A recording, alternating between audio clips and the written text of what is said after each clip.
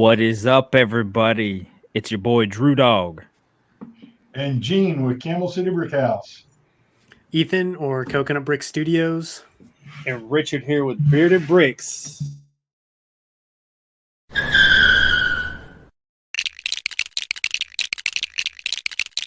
Welcome to Brickin with the Beard. We finally did it right. Finally did it right. I'm glad that was our second try.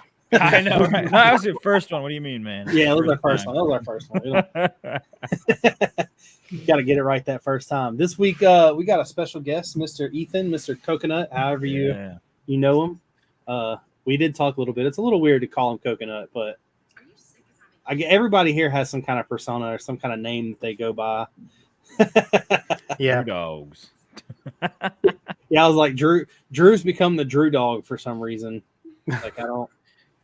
Who even knows why anymore? I noticed one hot dog and it's ridiculous. We actually started kind of rating the MOCs we look at in hot dog scales, like from 1 to 10. We were going over like 4 or 5 weeks ago when I still thought it was like a good idea to do the news. We were doing basically the new sets that came out for January 1st. And I don't know if you paid attention to them or not, but it was like every set we kept noticing there was a hot dog in it, whether it was like a red one or a burnt one or like an odd colored one. I was like, there's a hot dog in every set. And Drew just is like, well, there's another hot dog. So it kind of stuck. We don't really want to, like, I don't know why. It's the year of the hot dog for Lego, I guess. The Lego designers were hungry when they were planning out this year's slate of sets. When I got so excited because I thought they've never made a black hot dog before, and I was obviously wrong because there's a whole bunch of other colored hot dogs, and got all excited for nothing. Yeah, somebody made you cry that night. I've been crying, Gene. What do you mean stopped? It was one of those things too where like I sometimes think that there's like a piece, especially when it comes to like filler brick that maybe Lego has just laying around, like they got like 2 million pink 1x1 bricks. So that's what they're gonna fill in all their sets until they run out. Like I don't know. Maybe hot dog's the new thing. What do you mean? Like what's his name? Like Mayo with all of his like 300,000 hot dogs and his Pringle cans or something like that. We still don't know that's true though. I'm very confused. Picture it didn't happen. Yeah, exactly.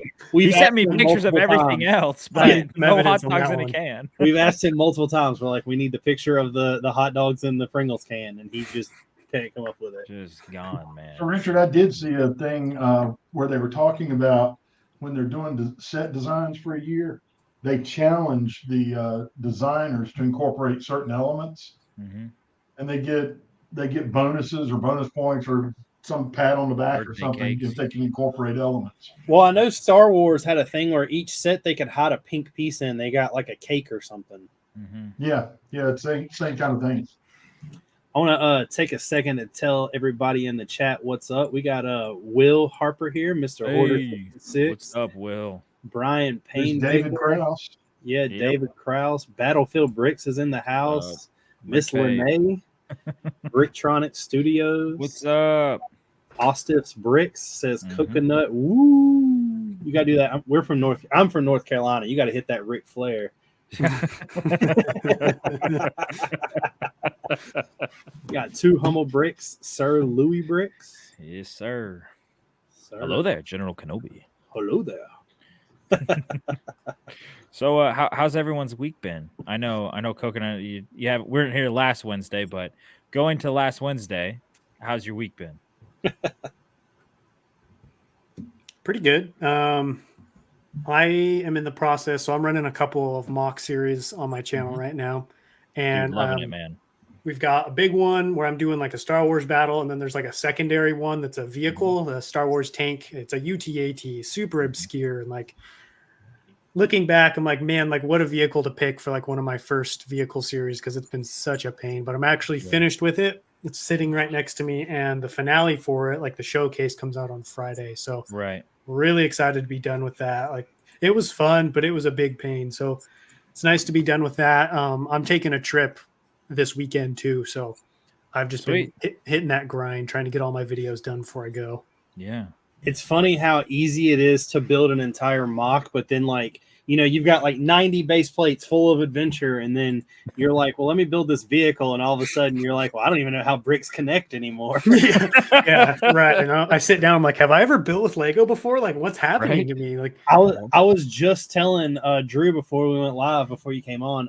So after the castle, I'm planning to do a Clone Wars mock, and I joined the Lego side of things, and I'm still an original trilogy fan. And at first, I kind of put down Clone Wars. I was like, man, I couldn't get with the cartoon. I was like, what they did in the movies was kind of cool, but like, I did sit down. I watched the animated series, and I will say I did start at like I tried to start at season 1 and couldn't.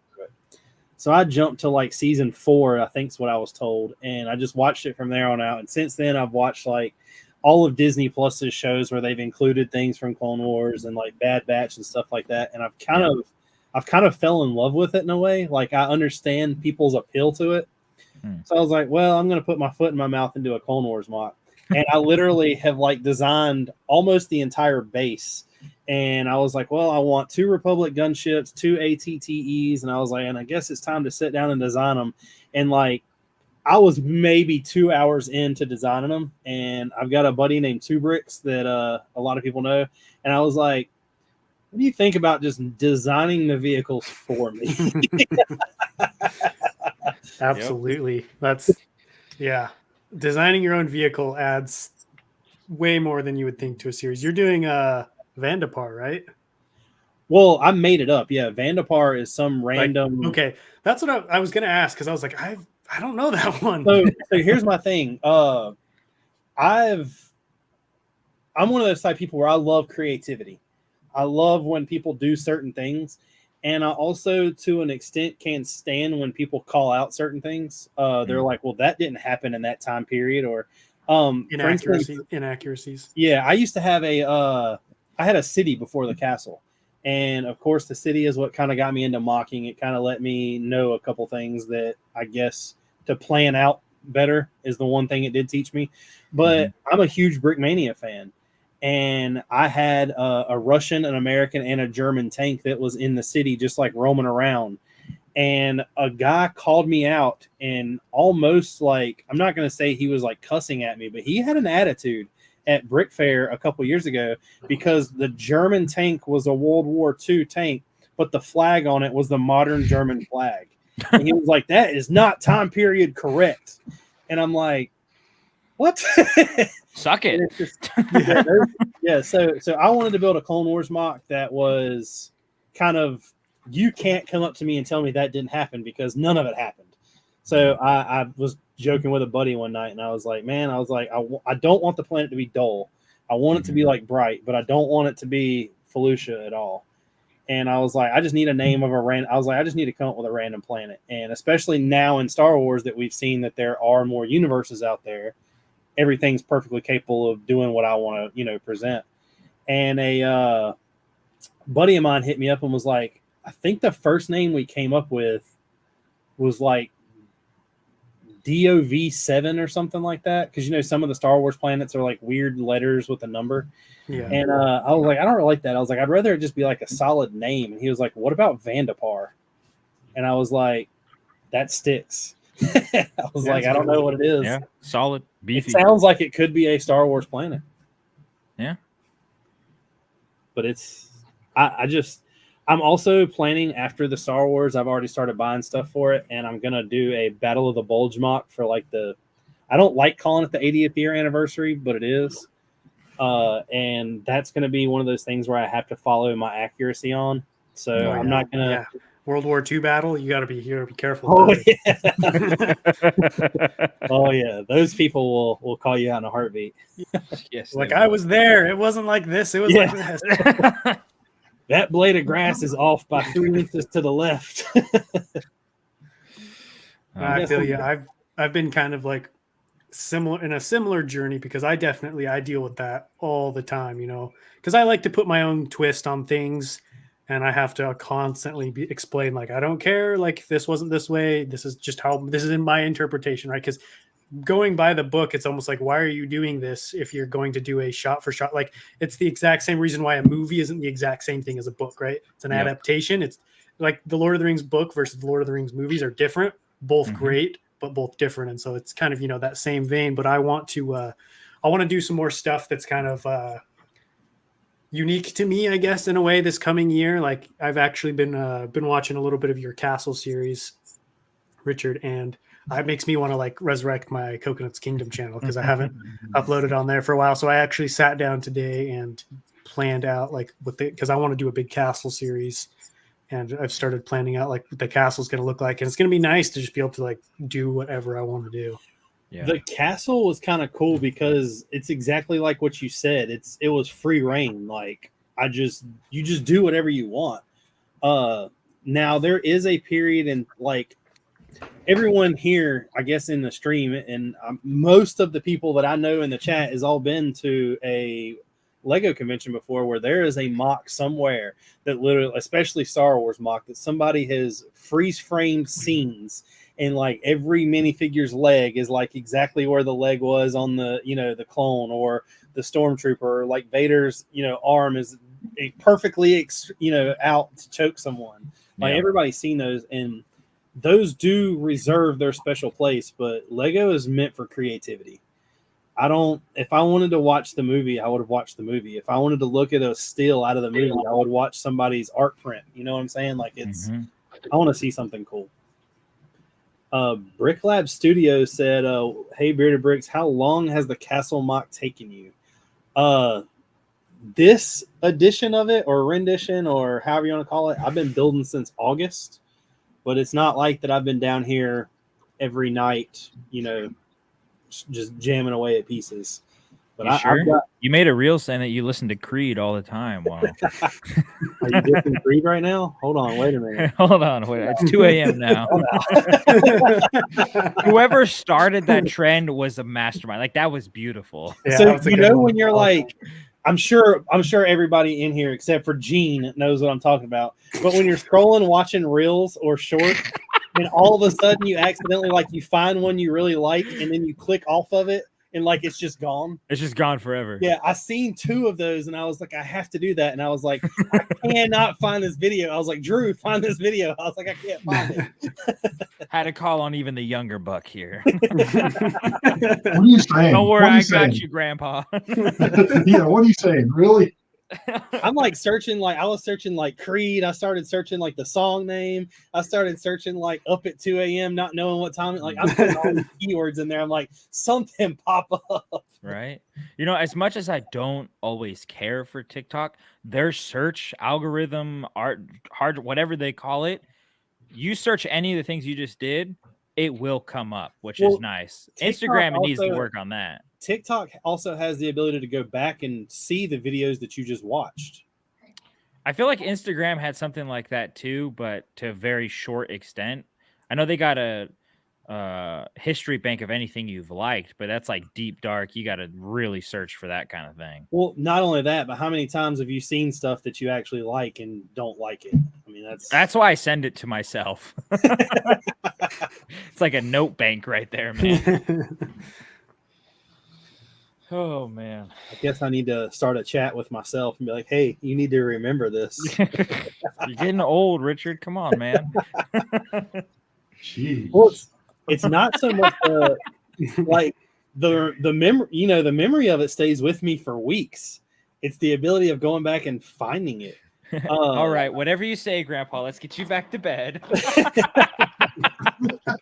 I keep seeing those videos everywhere. There's I think they start out with maybe 2 or 3 different ones. One of them's a girl that's shaking an iced coffee, and she's tell me a sound that sounds better than this. There's another one where a girl's walking in high heels, and there's another one that's a girl's if your man's not cheating right now, what is he doing? And I've wanted to find one of those just to do it, because I did one a couple. It's been probably a year now. I did one a year ago, and I'm like, maybe it's time to re-up on something, because as you know, Drew's a perfect example of it. The stupidest thing you do is what takes off. It's definitely not what you spend time on doing. Oh, so true. It's so annoying. It's because I've been thinking about it. it's the simple, easy, understandable things that blow up because it hits such a broad like avenue. Like my dad is like super into guitar, and he's like kind of explaining to me, he's like, like, yeah, you can have a Lego room in like a bathroom and a kitchen. That meme template where it was like the forklift battle arena. I took that and made it into Lego room, and it has like some 3.5 million views or something like that right now.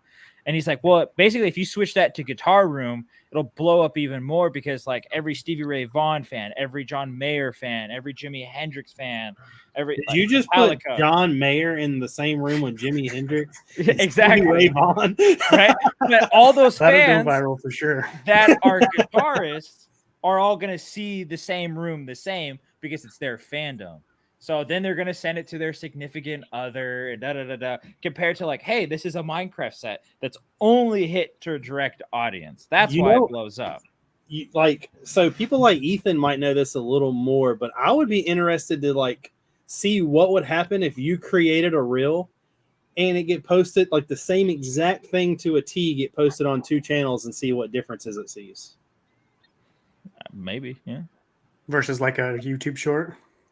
Well, so like for instance, I challenged myself in December, and I don't really know why or what started it, but I decided to make a YouTube short every day for a year. And I'm on day like 20. Tonight will be 22. And it's like, I got my wife down here, and I did this like funny video with this new Brickmania minifig that's coming out, or it came out now. And like, I was like, man, this thing's going to take off. And it doesn't take off as well as if I just like do a video of me spanning around the castle and add some song to it. So it just, I am convinced that it doesn't matter what the content is. It's how it starts off. Oh yeah. And what is attached to it. What type of hook? It's all about the hook. Yeah. And then what changes every 3 seconds. Because I've noticed with YouTube, and this is like a huge I guess advantage for people who have YouTube channels. If you do shorts, post in the short a hashtag for shorts, because it actually does better than the ones that you don't. Or at least what I've seen. And that's been our segment of Richard's hacks to life. And good night, guys. How to go famous on YouTube. Yeah. Brick Lab Life Hacks by Richard. Right? We got some new people in the house. Rusty Trahan, Lego Stop Motion 123, Miss Renee, and Brick Lab Studios says that he wants to see me and you do a collab mock. That'd be pretty cool. That'd be intense. I don't know. I'm gonna tell you now that I've tried to get a couple people to do a collab, and it always fails. Everybody has great ideas, and they're like, "Yes, let's do it." And then you're like, "All right, let's do it." And then it's hard to get stuff out of the drawing room or the whatever you want to call it, the planning phase. So Brick Lab Studio says you have to take mocks slowly, especially when needing to buy bricks. What? Money's important?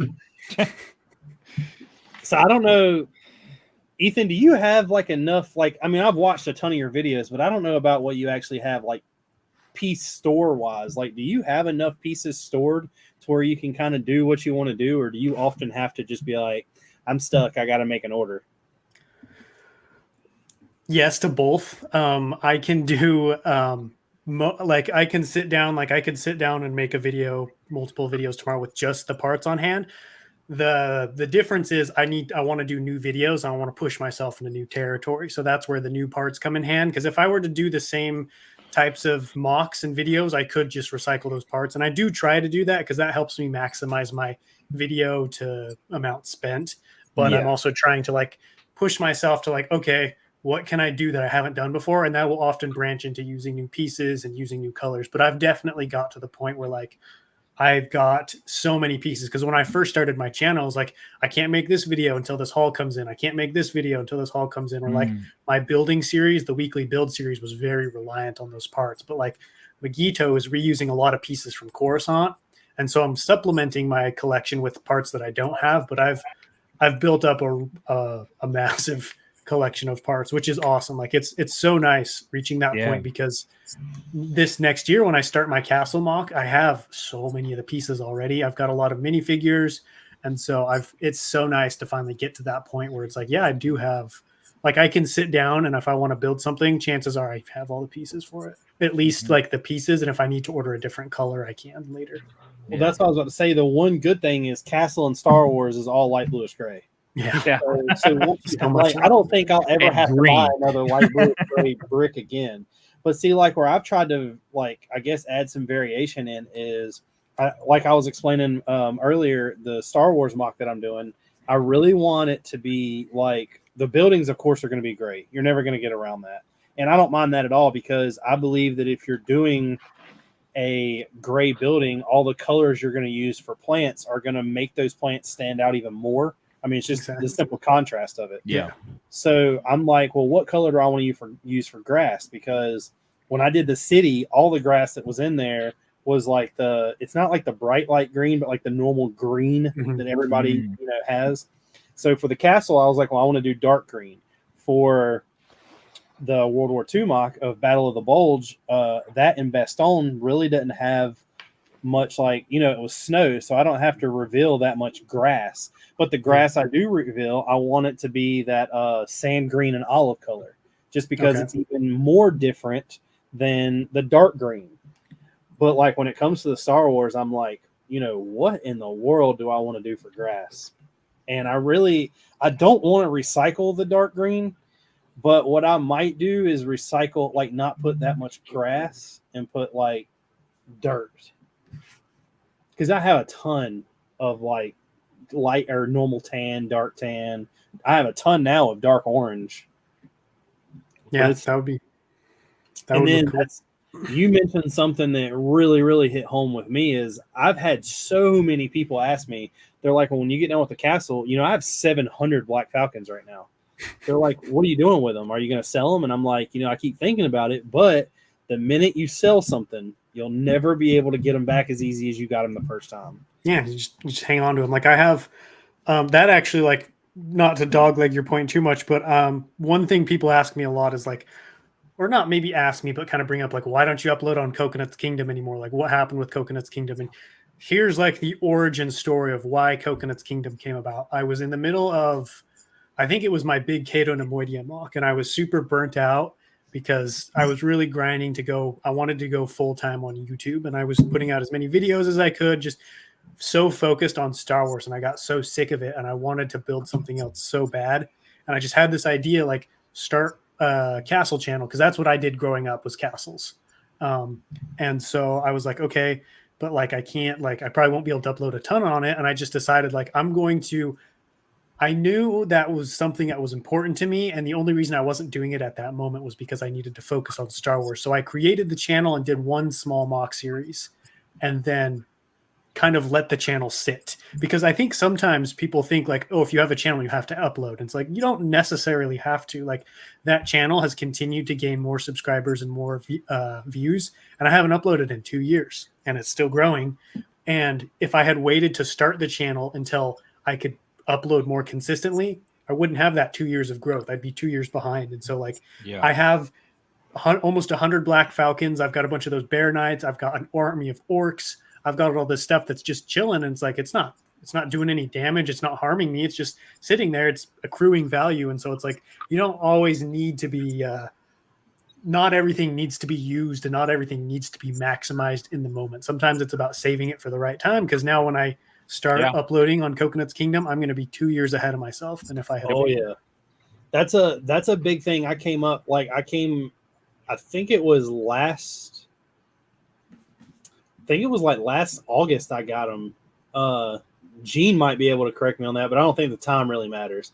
I got 200 Forcemen of the new style Forcemen, and I was like, I'm going to put them in the castle. Well, the more and more I looked at it, I was like, I already have skeletons. I already have Black Falcons. I already have Lion Knights. I don't need the Forcemen.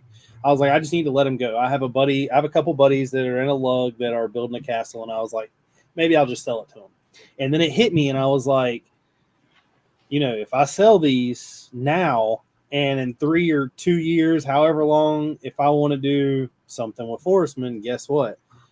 Now you got to find the Forceman again, And they're going to be more expensive. Yeah, exactly.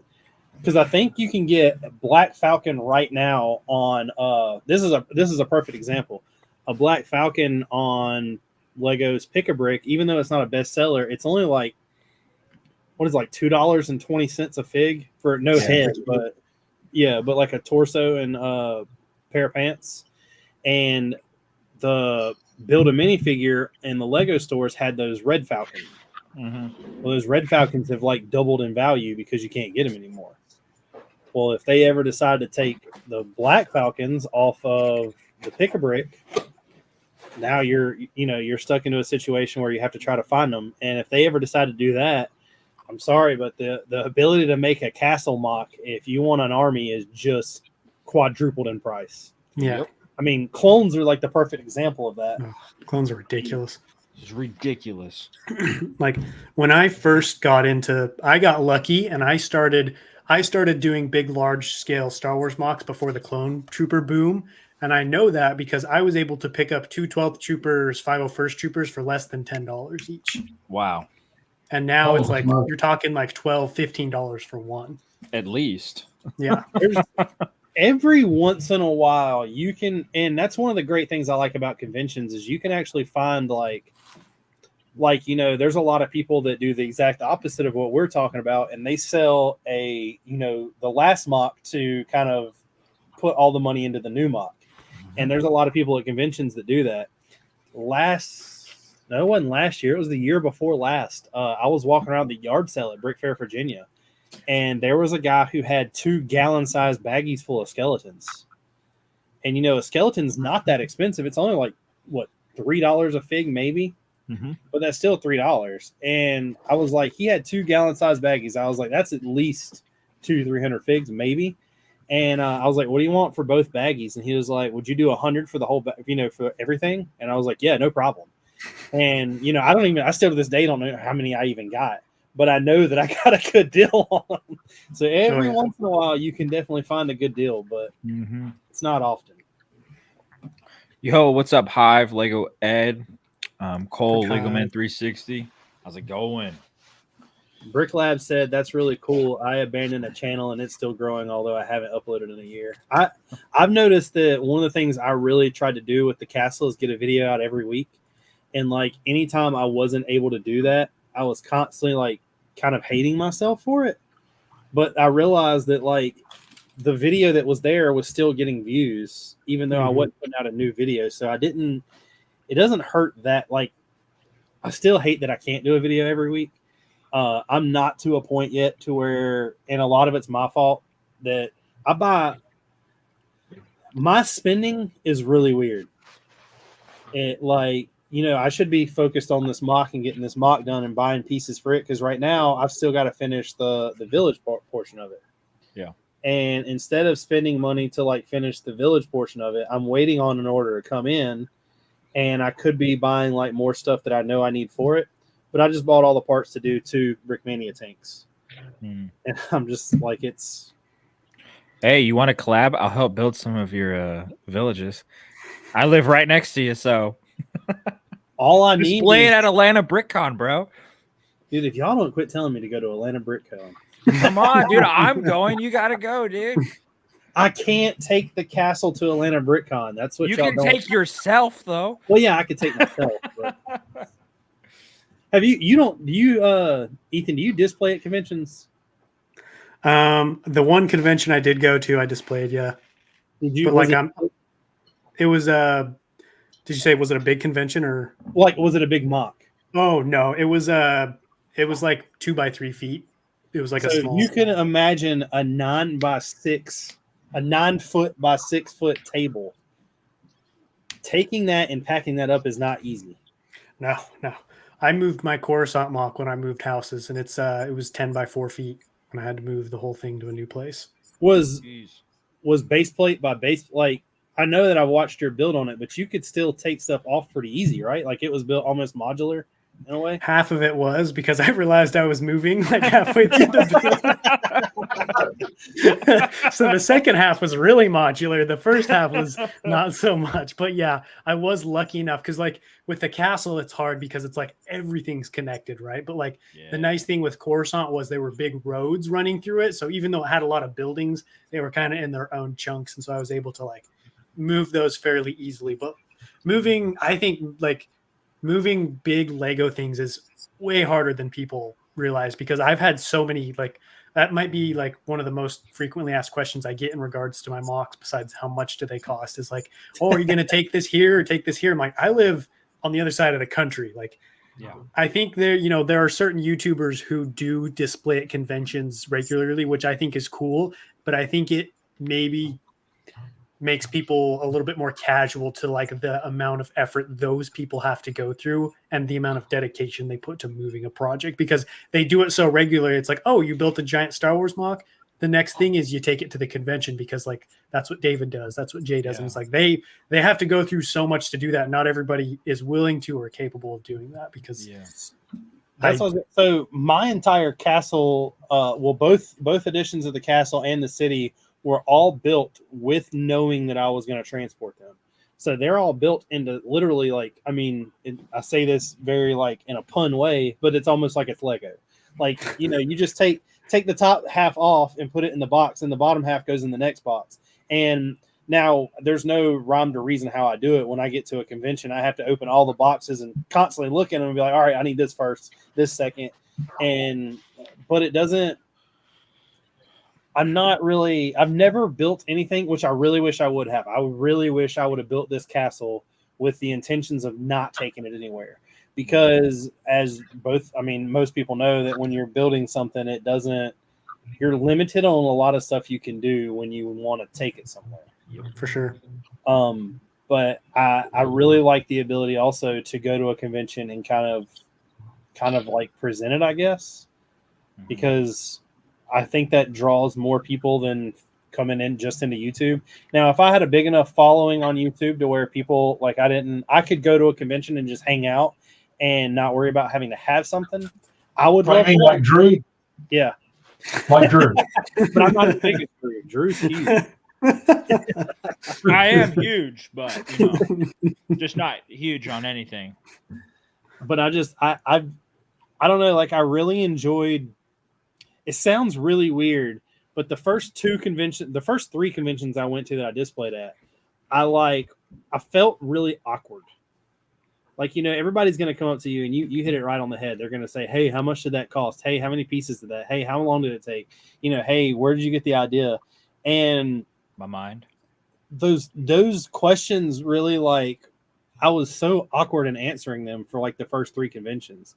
But then the last convention where I actually met a lot of people, not last convention, but was Brick Universe in Raleigh. Like, my wife decided to go with me. And she seen the people that were like coming up to me and they were like, just in awe of how big it was. And I think that kind of made me realize that here I'm building for myself, but if I can take it somewhere, I'm kind of showing off to everybody. And I guess it was a little more, I don't know, that sounds really conceited, but it was more fun for me. It probably also makes you feel a lot more validated with your build. Like, yeah, I did do something cool here because, everybody says this in the age of social media, everybody compares. So everything you build, you have a plethora of stuff that's better, right? Because like I've had to go through that same thing myself of like, I'll never be as good as him. I'll never be as good as him. And then people come visit and be like, wow, this is so cool. And I'm like, well, yeah, I guess this is cool. Like it's nice to be recognized, for your hard work and like what you put into something, because we build things that are important to us. And so it's just nice to feel good about that and to feel like be validated in it. That's 100% correct. Yeah, and I'm gonna correct Richard on one thing because he talked about showing off, and I've been at the shows with him when he's displayed, and this isn't stroking his ego. He doesn't have the personality to show off. When he gets there and he starts talking about it, it's more of a share. The first time he displayed with the city, it was like, hey, check out this Easter egg. Hey, check out where I hid this figure. Hey, look at this. I mean, it wasn't like, I spent $3,000 on. I mean, it was sharing. It wasn't bragging. The one thing that I don't care, like I don't care how old you are, the one thing that'll like warm your heart up, and it's also at the same time really weird, is when a kid notices something that you've put in as like an Easter egg or as a joke. I literally like I'm one of those type of people where I grew up. I call the 90s like the perfect time to grow up because we literally had like everything there. And one of the things that we had was like Scooby-Doo. And Scooby-Doo has done that weird like rehash thing where now the kids that are like 5 to 12 are not rewatching, but they have their own Scooby-Doo. It's kind of like Star Wars. They have their own trilogy. And the one thing that I had no idea was going to get as much of attention as it did is in the first episode of the original Scooby-Doo, they are chasing down the Black Knight. Well, I was like, I'm doing castle. It's a knight. So I literally have an all black knight that's a statue, but it has the Scooby-Doo eyes on it to where it's all it is like a black face with 2 yellow eyes. And I put Shaggy and Scooby with a magnifying glass looking into his face. And everybody that walked by it was like they didn't care that it was there. They didn't care how many pieces it was. They just cared that Scooby-Doo was in the mock. And doing stuff like that is kind of I don't know, it's really funny. Kind of, I guess, in that same line, do you guys actually, like all three of you, do you guys, when you build a mock, do you actually keep track of it? Like, do you ever have an answer for anyone when they ask how much it costs? No. I don't have now too much usually. Yeah, too much. Just as I knew that I was going to get asked how much it was. I don't know for a certain fact, but I know like a ballpark figure. But the thing that I hate when people ask that goes back to what we were talking about before. I don't look at the castle as I spent X amount of money on it because it's something that's going to be reused.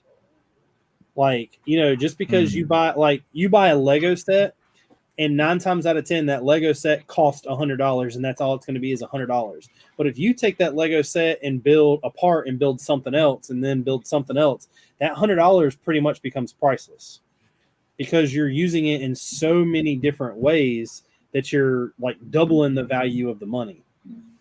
Now, if you were to piece count wise, I don't know how in the world people keep up with what they build per piece.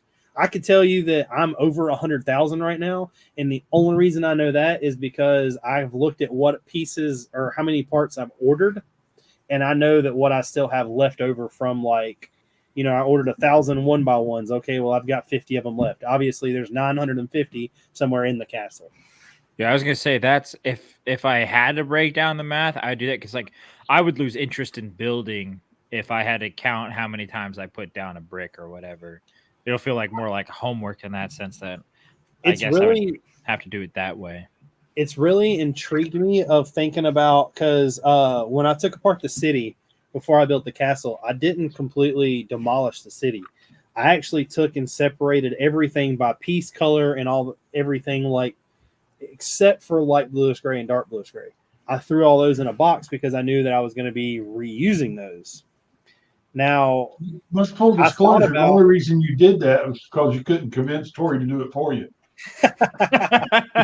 Yeah. So Gene. So all jokes aside, Gene does own a Bricklink store, and his wife like does it full time now. And I've tried to like convince her to just do the castle for me. Like, why don't you inventory the castle for me?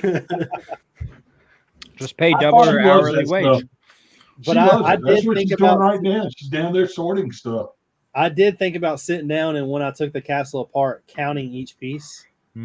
But for one, it's going to be really tedious and annoying for nothing whatsoever. But in my opinion, a bragging right. And the other reason that I don't want to do it is because I think that there's 100,000 pieces in that castle. If I take it apart and there's only 50,000 in there, some odd reason, I'm going to hate myself. But if I take it apart and there's 200,000 in there, I'm going to be like, well, why did I tell everybody there was only 100? So I don't know. It's trying to debunk yourself. Yeah. I don't want to Mythbusters myself. If I tell you it's the truth, believe half of it. So AK asks if you need help transporting it to Atlanta. Yeah, if he's going to come transport it, but you need like cargo truck. Right. See, that's the other thing when it comes to transporting the castle is I had to, I mean, not only rent a truck, buy boxes to move it in, because I bought these totes that are like everything I've built fits in the tote, like section by section. And when I go to a convention, in order to get a truck and get all that, I mean, get a hotel, it's $1,000 a convention easily. Yeah. And I don't think people will realize that. No. It's expensive. Because I grew up in California, down in San Diego, and I just shipped all my bricks to Tennessee. Well, half of my collection, and it cost me about $300. And like it was like 120 or 45 pounds of just solid. It's still sitting down there. I don't even know if anyone can even see it. If I move, no, you can't see it. But it's just a big old box just filled with bricks. 'Cause of course, all the bags exploded. Everything went everywhere, and I got not MOCs, but sets I still got to build back, and it's expensive just to do that. It's ridiculous. Yeah, it's almost, like I said, it's really fun, but it's almost not worth it. What? Oh, displaying? Yeah. If No. when it comes to stuff the size that like me and Ethan are doing, and you'll realize it too once you get to a certain like size, that you really sacrifice a lot of detail and a lot of building abilities if you have to take it somewhere. That's why, like, I've always thought, like, I can't build to display like this Minecraft series that I want to do, like this whole over 10-foot long table, like, and display a whole modular world. I think I could do that because it's when you have to do it modular to be able to display, you got to make it very blocky and you take away the detail from it. But Minecraft is very blocky in its detail, or in its blocky, it's detailed in its blockiness. And so I'm hoping this might be the first thing I could display, because everything else I like, it's too fragile to move anywhere, and it's just not worth it. And it's like, am I doing this for my stuff or for myself or for other people? You know, Well, constant battle. I'm going to use Ethan's last big mock. When you did that whole entire like round top of the building, when you say you built the second half modular, I mean, that still had to be a pain in itself to move, because it was all plates that were angled kind of outwards, which means that the only thing that was holding them on was the support of the connection at that one point across, multiple whatever. So if you were to take that apart, did that stay together as one in the move, or was it built to where it could easily be sectioned apart? I got lucky, and when I moved, the Senate building was like, it wasn't really built yet. So I think I had only like the wall was only 10 studs high. And so that roof, because that roof, when I put that roof on, it was so fragile that I had to hurry and film the finale, because like I couldn't breathe. I like would get caught on my sweatshirt and I'd like rip half the roof down. And so like, because you're right, it was connected in one spot, and then I had like a clip where like a brick was extended and it like hooked into the wall, so like it wasn't even like technically supported. And so yeah, like there was no way I could have ever moved that and gotten that same look. If I had taken it to a convention, it just wouldn't have looked as good. And my goal behind YouTube was to create a platform to inspire people, and something that I would like to do full time, or be a big portion of my income. So it's like, that's going to a convention doesn't really, it doesn't necessarily coexist Convey. with that goal. Yeah. Like there's one thing that's much more important to me, and that's YouTube. And so like you guys are saying, when you build something, you have to take in mind modularity, or being able to take it apart, which means that's going to dictate how the build comes together. And I like to have full focus on, how am I going to make this look cool? How am I going to make it support itself? And I don't know, just being modular is just, I mean, I've tried to get better at it, but like, I would much rather build something cool, because that's going to fulfill my end goal with this channel much more than being able to go to Chicago and show it. Cause well, I don't know, like people can see it on YouTube, Right. I can give you a closer up view and live at the same time and talk to you. Yeah. You can get a better look at it. Yeah. That, in my opinion, I'm going to say that I fight two different things in that scenario. So you're, like I said before, you're completely I'm gonna say this harshly, but you diminish your skills and ability to provide transportation easiness. There's a lot of stuff that can be built and it look really, really good, but it's going to be horrible to transport. Or there's stuff that's going to be really easy to build because it's going to be easy to transport. But when you're at a convention, if I didn't have a table to sit at or like a table to at least come back to, I would feel lost. Mm-hmm. So what I've thought about continuously is building and taking a section of the mock and being like, well, if you want to see, you know, here's 5 base plates of the 20. If you want to see the whole thing together, go to the YouTube channel. Yeah. But I love seeing the reactions of the people. Like, because now where you get asked how much money is like number one. Now that is a big question, but my like have to be number one question now that I think about it. And my wife got this answer down 100% was, how did you get it here? Because, you know, there's artists sometimes that just open up a door, you know, back in a truck, pull up a forklift, raise something, pull it out, drop it, unfold the tablecloth and walk away. And where I wish I could do that, it's just, I'm literally having to take apart base plate by base plate and then rebuild it there. But so Richard, we got 29 people watching and only 15 likes. That means half of you haven't hit that like button. You guys, why aren't you smashing it, my dogs? Come on. Well, speaking of everybody not liking it, why don't we look at some orders that Camel City had? And on top of that, be ready for that. Yeah, it's duh. So let's go ahead and everyone.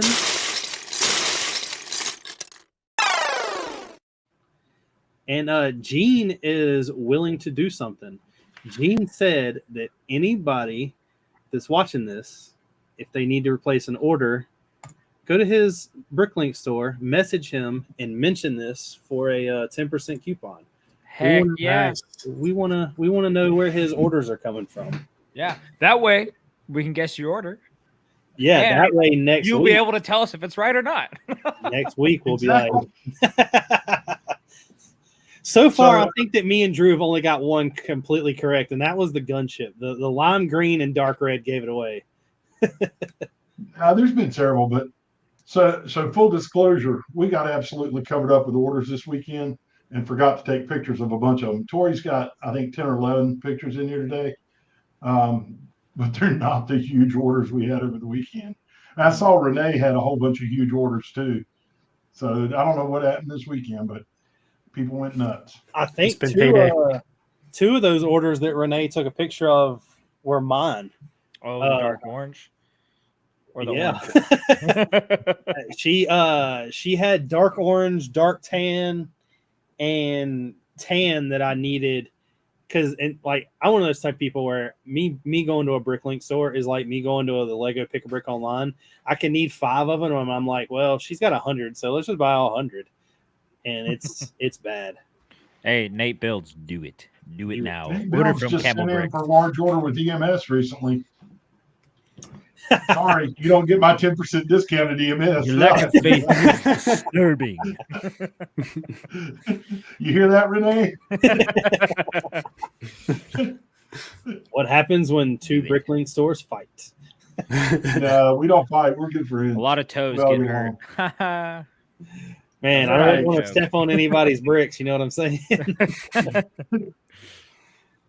So, screen's not going to share itself, obviously. Obviously. All right. Oh, there we go. Oh, wow. We got some of those weird wheels. Yeah. And he had a bunch of the toe ball connectors. And a whole bunch of what we call the coat hanger thin lift arms. Yeah. So it's kind of weird. I'm going to say right now that all they're doing is buying pieces for their inventory. I think it would almost be impossible to build anything just off of those pieces or even add in those pieces to something. But there's like some very distinct pieces, though, that are quite unique. Well, like, so what I see in this, Drew, I see this and I go, oh wait, those are all the pieces I lowered prices on because we had so many. There's your answer. There we go. So I think you're right. He's building up inventory. Simple, but what is it? You got Yeah, 4 wine bottles, some binoculars, some That's old unique. school plate hinges. I Yeah. have no idea. Even is, your guess? To me, that looks like something that would be like the old Atlantis Lego sets because they used a lot of pearl Oh, gold and they had a yeah. lot of like that kind of transparent green is like a seaweed color, like that underwater color that they would use. So I could see it being Atlantis or like Aqua Raiders or some kind of like old Yeah, underwater thing. Yeah, True. That's a yeah, good true call. that. I could see that. I bet they're building a shark I can with a tell you the only laser reason- on its forehead. The only reason she took a picture of this, and she's going to come up here in a minute and slap me for saying it. She takes pictures of all the orders that have animals in it. It's for She loves Sharknado, animals. man. It's for Sharknado. This Yeah. one to me Yes, sir. speaks like they needed the shark, and then we're like, okay, well, we might as well throw some other stuff while we're at it. Right? Yeah. Oh, this is unique. Are those lightsaber bars? No, those are little pips. No, they're stacks of 1x1 RAM. I feel like this is definitely for like a sunken ship, It's water. like castaway floating Yeah, they're away. building water. Because you They're got building bones, water with that. you got pirate swords, Got you got bones. barrels, bones. Yeah, this definitely looks like a broken down ship or a ship build of some sort. Yeah. Definitely got water though. The parting out the Black Pearl. I wish. That looks like some old classic stuff. Yeah, but they've got a car frame there. Yeah, I don't know what that's about. With a bubble They got glass. one of the atmosphere bubbles there. They got 2 windshields and a steering wheel. That's definitely for some kind of car, but interesting. Interesting. Oh, here she comes. I hear her coming now.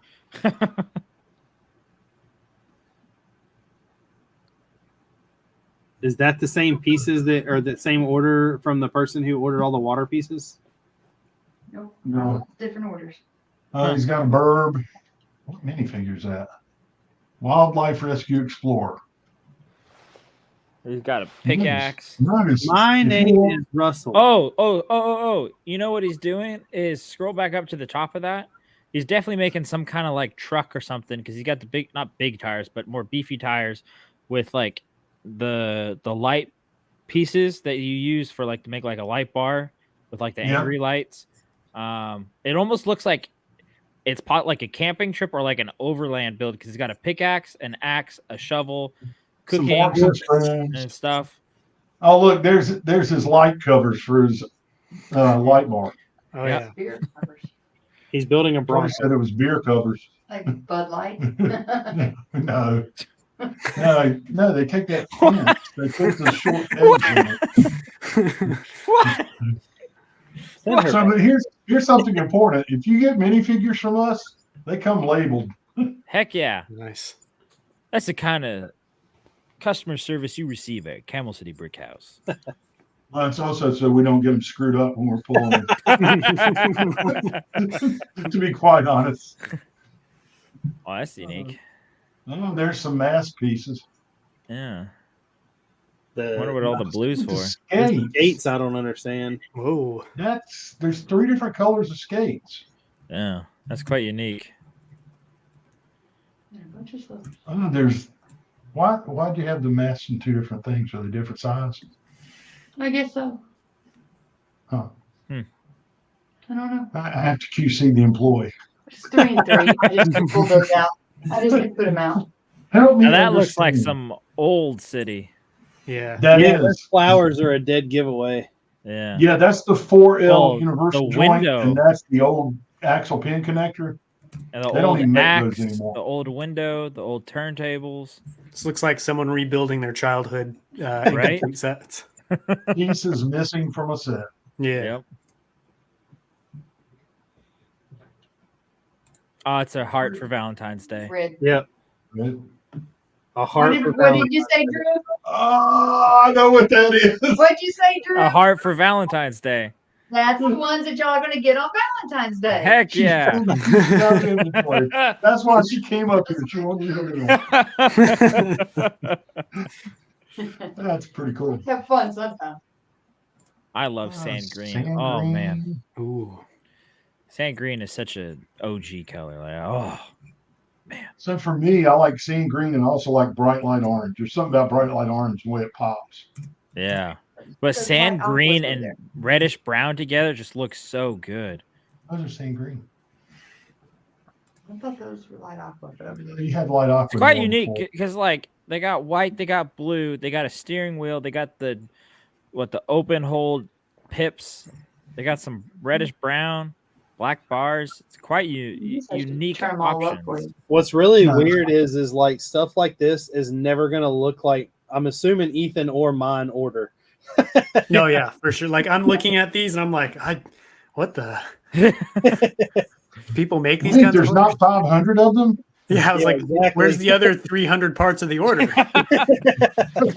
Like if there ain't Oops, we're 1,800 out. pieces in it, I ain't buying it. Man. Exactly. Yeah, so those are some fun things to look at. Ethan, it's kind of cool. Every week we never know what we're going to have. That's fun because it not only like, I don't know, it just makes you like see like, oh, people do use those pieces. Cause like I saw some of those Technic pieces and you see them in stores. And I'm like, are people buying those? Like what Yeah. are people doing? So it's cool to see like all the pieces are getting used. Like, cause you know, we see the slopes and the bricks and the plates and the minifig accessories, but it's like people are just, they're so creative and they see a piece or they have a piece in their collection and like, I know what I can do with this. And Right. it just wouldn't even cross someone else's mind. There is Yeah, so I'm gonna look up the part to know for a fact real quick. But you know, like you were just saying, there's always pieces you come across that you're like, you know, what in the world would somebody want to use that for? Mm-hmm. Well, I today was getting some more parts for some more Brickmania sets that I have. And I was getting them they came out with a new book not too long ago, the Bricks in the Sand Part 2. And I want to build this tank they have. So I put all the parts into like a wanted list and was looking at stuff. And there is a piece that is like ridiculously priced for what it is. Like I had no idea they were going to be that much. And I'm trying to see, I think it's this right here. I believe. Let's go. And it was like a 1x2 modified plate with like a clip or a bar. And I think it was like I needed 24 of them, and they're like $1.60 a piece. Which one, Richard? That's what I'm trying to figure out. When I built the Brick Vault ATTE, there was a piece that I needed 4 of, and it was a 1x2, and it had like I'm terrible at describing what parts look like, but it had like a hole for like a peg on the underside of it, so it was inverted and it went underneath the tank. Yep. They were like $5 each, and I needed 4 of them. Yep. No, I built that same model from Okay, them. yeah, you know what I'm talking That about. was, holy cow, was it expensive. And light bluish Man. gray, it's ridiculous. Ridiculous. Although, you know what was annoying is, do any of your legs fail at all? Or they Yeah. stay pretty true? Okay. Those rubber things just go out so quickly. And I had to replace like you know how the foot is connected to the front legs with that little bar piece that's got Yep. the peg on it. I had to replace one of those because it snapped. Yep. There's too much tension on them a little bit. Yeah, I just my put it legs, inside of a box. my legs luckily have fared better than yours because they haven't given out yet. But you know, Yeah. every so often have to go back in and like readjust them. 'cause- Yeah. And y'all are talking about the ATTE? yeah, the Brick Vault one. Mhm. Well, that's good that I didn't buy that then, because I'd planned on buying those instructions to make 2 of them. It's worth it. It's my favorite. It's one of my it's a favorite pieces in my collection. Beautiful build. It is 100% amazing. Just the feet need to be built or remodeled differently because they're just a little too weak in the ankles. So Well- like all of mine work except for the left front one. It just keeps sliding out, which makes the whole front hit and breaks off a little bit. Well, remember I told you that 2 Bricks is looking to design one. Mm-hmm. So It's big too. That's the other thing to consider. I've only ever been able to fit it in one mock.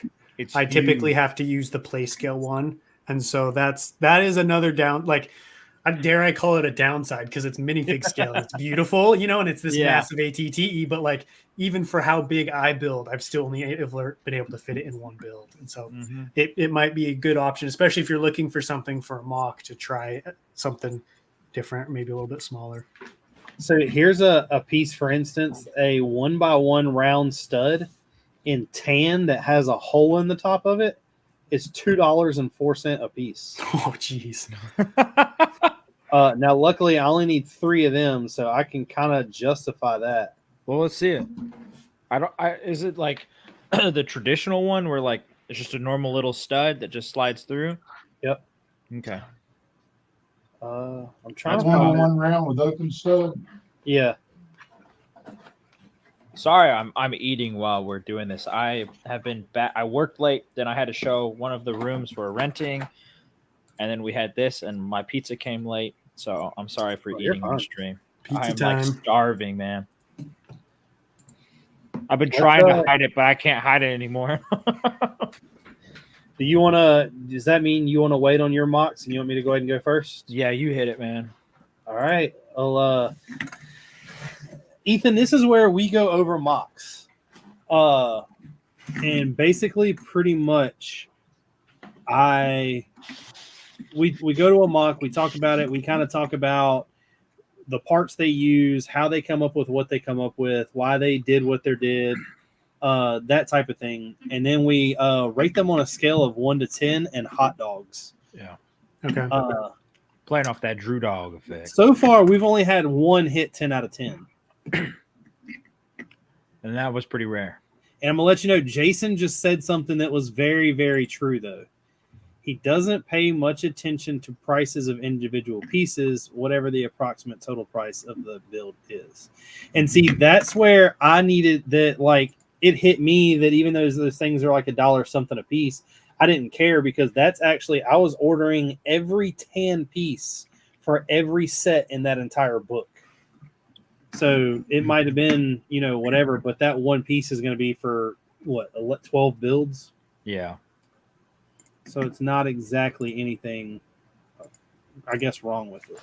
But yeah, and with these mocks, we do big and small. Like right now, I'm in a phase of doing all super small mocks because I like to see how much detail they can jam in it. But Oh, I've seen this one. This one was This the one's first sick. person that reached out to us. It is Really? Battlefield Brix. He wanted me to go over his mock, and it being Heck World yeah. War II, I was like, man, I have no problem with that. And he actually blew me instant away. 10 out of 10 just for that Yeah. reason. He blew me away because not only did he come like with the first one, he was prepared and had a Google Drive with like, I think it was like 70 photos that I had to choose from. So I was like, man, you're like just top of the top already. Dude, we got to play the original True Dog. That like he deserves the OG. I don't have that award. one anymore. You told Oh! me to delete it. Oh told no, me to I delete it. wanted that one so bad. That was the best one. You said delete it, so it got deleted. That's okay. Next time. Dude, this is absolutely beautiful. But I love how you can see the detail from afar away. Well, I love how it's also not like it's not small and it's not just absolutely massive where there's too much to see. Yeah. But like that church That's a great church, man. and like I mean, like I found this picture and I was like that stained glass. He used the translucent 1x1 cheese wedges. Well, even the wizard wands as the crooked fence looks great. Yeah. We have found lately that a lot of people are using those wizard wands in different ways. I have them in my castle, but they're used as like dead plants. Yeah. Okay. Honestly, seeing that, I've seen some really good fence techniques, but I think right now that has been the best I've ever seen that actually looks like a real fence, especially Well, like a metal fence. He has them How far is on he holding it up with? Is- what? Are those Oh, it's connected the to like? antenna. Is that Those like are the lever base? pieces. Okay. Yeah. It's the little antenna that it's hooked to. Mhm. Yeah, it's the lever piece without the lever in it. That's Mhm. smart. And of course, like a lot of these pictures I did just kind of choose because of like the photography of it. But the one thing that I really liked about this was it showed a lot of the detail in the church to realize that everything's built up. Nothing's really on snot brick other than tiles, but it's Yeah. amazing of all the details he's got in there of the bricks flipped the different way, the spaces, the cracks, and all that. Yeah. It doesn't look forced to me. No. Because then, sometimes like I see some like greebling or rock work and or decay work, and it looks very forced. This looks very natural gradient all together, and not too uniform at the same time. Exactly. And it's like it's a happy medium between the cracks and what's not cracked. Yeah. Who makes those figs? So that's one of the things that I asked him, because I'm having trouble coming up with what I want to like buy figs from, pretty much. And he's told me that all of his figs come from different places. He doesn't like any kind of Just I mean, particular I know place? it's military, I know it's an army, but he doesn't like repetition, so he doesn't want all of his figs to look the same. Right. So they come from a little bit of everywhere. That's a good idea. That's pretty cool. Yeah, I've listened to him a lot, talking to him. Like, I didn't know that I was going to get that much knowledge from unexpectedly. Like the trees in here, the power lines. Power lines look good. It's, what I love is the old school cars. Yeah. Well, it is set during that time. Yeah, but I'm just saying, like, if you don't see them, they're not a set. Yeah, no, I agree. I love that. I'll go back. I know we'll probably see one here in a second, but where I realize I'm pointing at a screen, you guys can't even see where I'm pointing to. I like that right there. Right there. Like, Yeah. No, but where the house is destroyed, I love that you can see the wallpaper and the coat rack and the attic space. That was a great touch. So one of the things that I've learned pretty hard was my entire city, every building had a full interior. Mm-hmm. And it was all modular. You could take it all apart and look in every building. And about the What's up, chef? About the second time displaying it, somebody was like, "Why'd you do that if you don't show it off?" And I was like, you're exactly right. That's why the castle is now a like dollhouse style, where that back wall has just been taken off. But the fact that he has the damage showing the full interior and it not just being some like random hole in the wall, I really like that. Did he say at all if all of his houses have interiors in it or no? I didn't even ask him. I think I don't know if they do. I don't know why he would have, because you can't. What's his name again? He's in the chat. It's Battlefield. Okay. Yeah, dude, let us know. Do all the houses have interiors in it or just that one? Now, I do know that in one of the pictures, this building right here that has the huge glass up front, I do know that it has an interior. Right. Okay. Yeah, it's just the destroyed building that have the interiors. The reason why I like this picture is that road. Yeah, that road looks good. I was just looking at that. It looks like, is it headlight bricks put on their sides? Is that how he gets that small gap? Because it's less than a stud wide, the gaps in between the 1x1s. That's the only thing I can think of.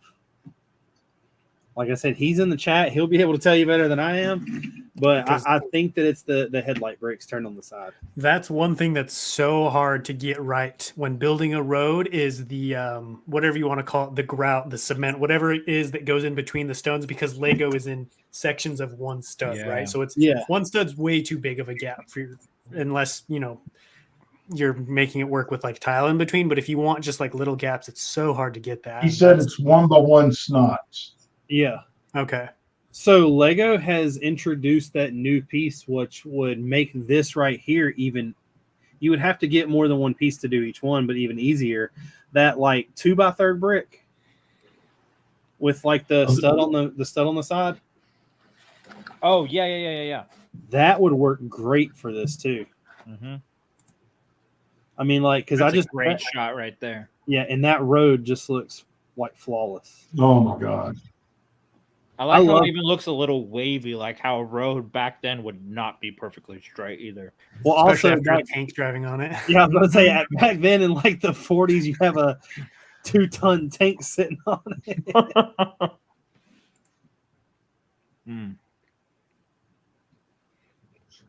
But I mean, this, I don't know. I'm like in love with his road and like the way things look. I took this picture for one Like I picked this one out for one simple reason, and that was because the staircase is literally stepped up while the hill is sloped. Mm-hmm. And I think that's a huge, like, I don't think people would have recognized that as quick as I did. Yeah. Because a lot of people would have just like stepped down the grass here by stacking up plates on top of plates, but he angled it to make it look where it was. I mean, like even right here where it's curved. Well, it looks like he mixed both slope and rounded. Yeah. Well, I mean, there's slopes, there's plates, there's rounded slopes. I mean, curved slopes. There's everything right there. And I like love the little ball. I love the random like liquor bottle. Oh, I love this. Oh, I love the stool. I remember seeing that on like Tips and Bricks or something like that. He's got there's the wand, the wizard wand. Yeah, dude, the cabinet looks awesome. The books. What did he make that out of though? This Technic lift arms below it. Oh, that is right. I like the Indiana Jones hat. Oh yeah. What does that say? That's got to be a Brickmania crate. Enhance. Yeah.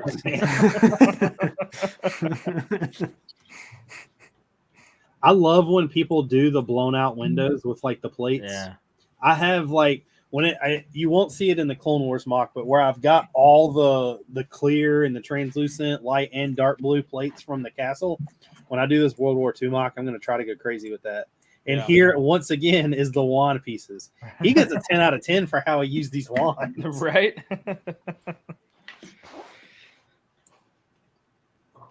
Oh, look, Drew. What? Droid legs. Nice. Not a hot dog.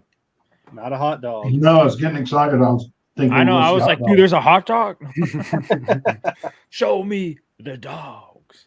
Dude, I love his lamppost design. That looks great. The little like not poison dart, but little arrow thing that like was like a little small thing. Do you know what these are? Yeah, those are the paint rollers. Those Yeah, look I was about to great. say I bought like 50 of them from Gene because I used them for the chandelier in the castle. I was like, hold on, I got an idea. Dude, look at the door handles. That looks pretty cool. They're using as like the teeth. That was pretty smart. Wow. Once again, that road though. And the fact Yo, that he said there's hot dogs in it. Sorry. no, you're good. You're good.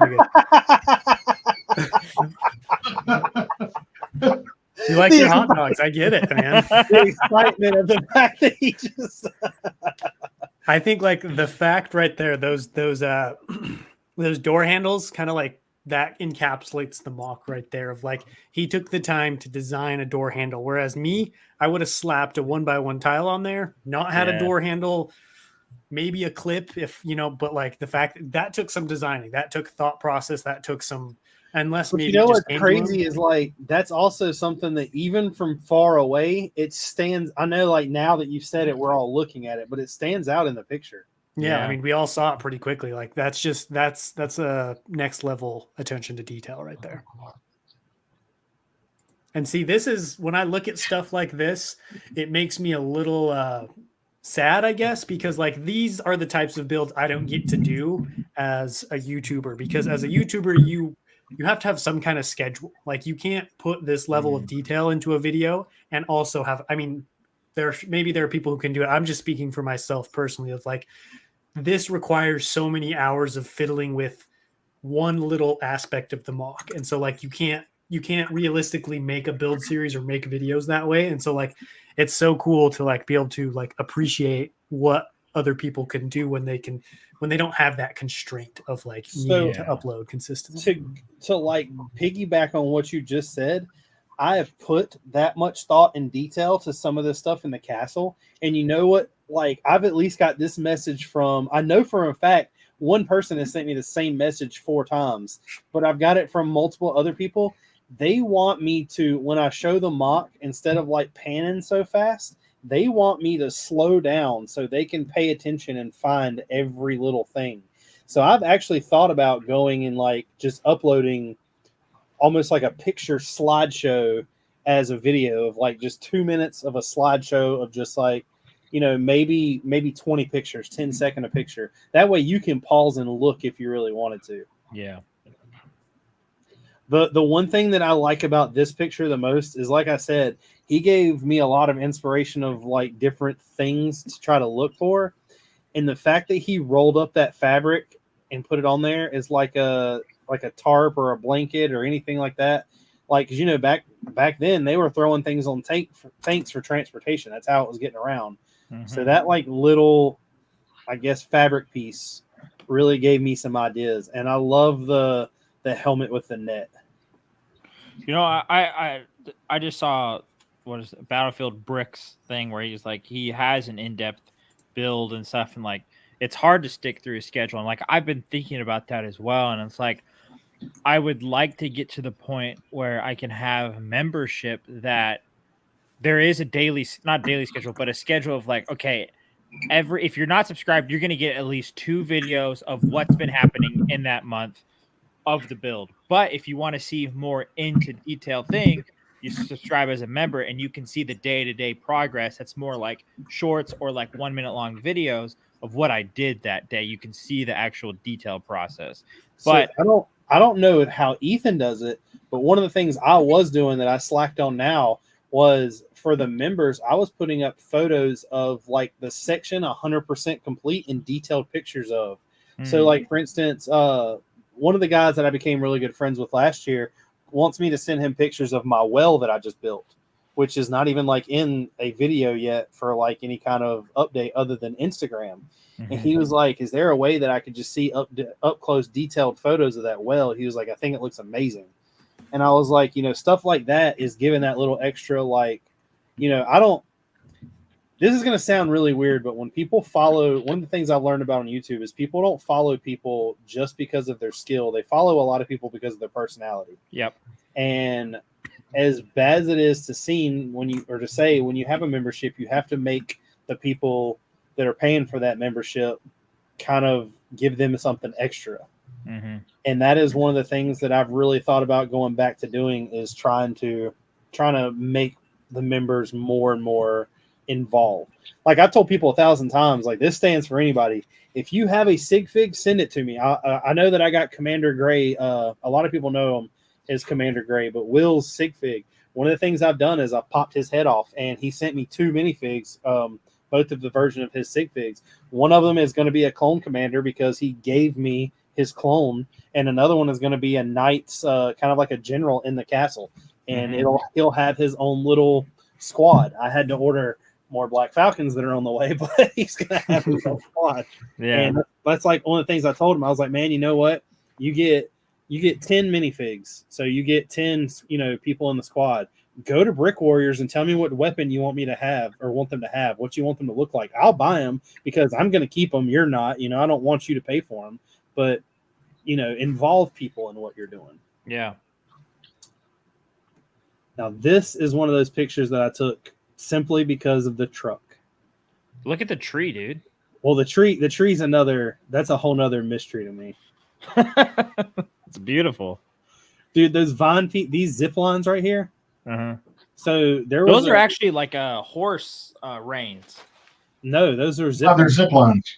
What? Yeah. There's zip lines. So I started this thing. A couple people know about it that have kept up with my updates. Is I used them for vines in dark green. Well, I got on Bricklink and I found that there wasn't that many in the U.S. So I started buying I was going to stores and just clearing them out of dark green vines, which now it seems like there's an abundance of them on there. But I have a ton of them, and I cannot figure out how to get them to twist like that and stay. Yeah. Because you have to like stretch them out. And when you stretch them out, they tend to want to like coil. Yeah. So he's doing, and this piece right here is a what do they call it? Rigid hose. Yeah, rigid hose. Rigid hose. 3 millimeter rigid hose. And then we got us another half track. Mm-hmm. A question for Battlefield Bricks: did you design all of these vehicles yourself, or are they other people's designs? Like, where did you get all of these? Because I don't know. There's just so many different, unique vehicles in here. It's cool. I'm pretty sure. I know he's in here now. But I'm pretty sure he sent me. which I guess if he's in here, he can answer the question. He said it's over 75,000 pieces. It has about 70 custom printed figures. It took 6 months to plan and build, and he's just always wanted to do a large mock and make a video series about its progress, and it's what he grew up watching, so he was inspired by it. It doesn't say anything about the vehicles, so maybe he can answer that on here. But I'm The tanks are from Panzer Brick Labs, and the cars are modified customs designs. Yeah. Yo, what's up? Rich Boy Jay's in the house. What's up, Jay? What up, Rich Boy Jay? Shout out to Rich Boy Jay for finally blessing us with another Camino update. Right? Right, dude? Sing praises. But see, that goes back to what me and you said earlier. We want to have it to where it's like every week. But what happened? And we're like, oh, well, if we leave it a week, it still grows. But then on the other hand of that, we're on the other side of that. Like, hey, I know we're just demanding perfection from Jay, but we want it weekly too. We'll just give it to us perfectly and give it to us as much as we want. Right. And this was a picture that really like kind of stuck out to me just because it's really like a neat little picture to add. Yeah. It's got some storytelling to it.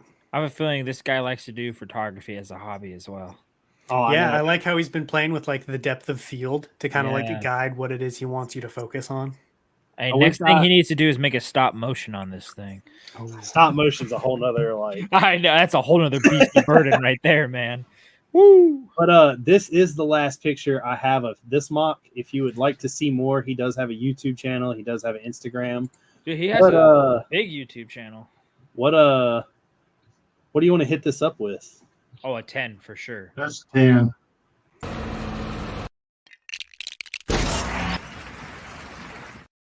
Give him that 10 dogs. You didn't let Coconut say anything, man. Oh, I thought he said give him a 10. Oh, I didn't hear anything. I think I mean how do you not Right. what I mean? It's like how do you not like one thing that I really liked was so we focused a lot on technic diversity of like using hot dogs here, using teeth over here, but another thing that I really liked is we had a diversity of like not terrain but almost biome. We had urban city, we had country churchyard, we had cornfield, we had field, all in one mock, right? Each of those could be a mock in and of itself. Totally. And not all of the terrain in every area is the same color. Yeah, just such a melting pot. It was almost like he took like the very edge of the town to where you get this awesome combination of so many different, because that's one thing I struggle with. When I build a mock, it's all one thing. It's a city or it's a field or it's a forest. It's hard for me to integrate and combine just spacing pieces, whatever it is. But like he did a good job of combining them all together in a natural way. Like you don't look at that cornfield and you're like, what the heck is that? Or that wheat field, whatever it is. You're like, what is that? Why is that here? No, it makes sense. The forest made sense. The church, it's a masterpiece. Yeah, totally. Next up is the exact opposite of I'm going to say being uniformed. Oh dang! But when I saw this, Like I was just Cyberpunk meets Star Wars, man. exactly. I don't know any information about this at all. It was one of those things that I found it on a page that was like, oh, this is the builder. And then when you go to their page, I couldn't find pictures of it. And then it was like, well, this is the builder. And I just kept going. So I don't know who did this. I want to give them a praise, though, because I don't know how many pieces this is. There's a ton. I mean, it's the one thing that stood out to me the most in this is how many printed, stickered, and fabric pieces he's used from different Star Wars and other sets. Yeah.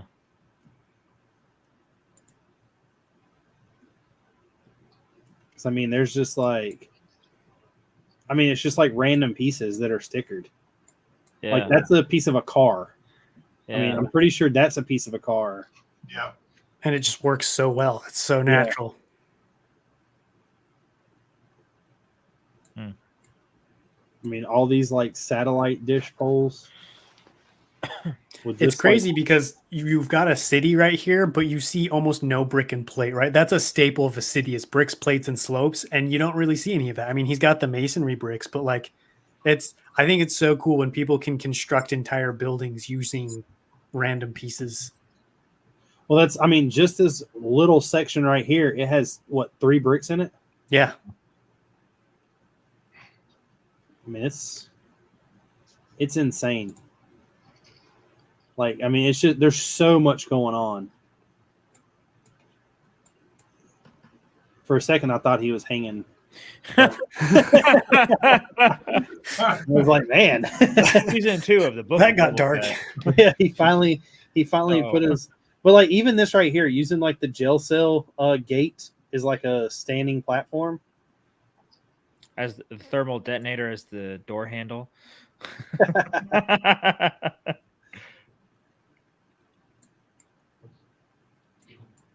I mean, there's just so much going. Like, I don't know. This was one of those mocks that was just kind of.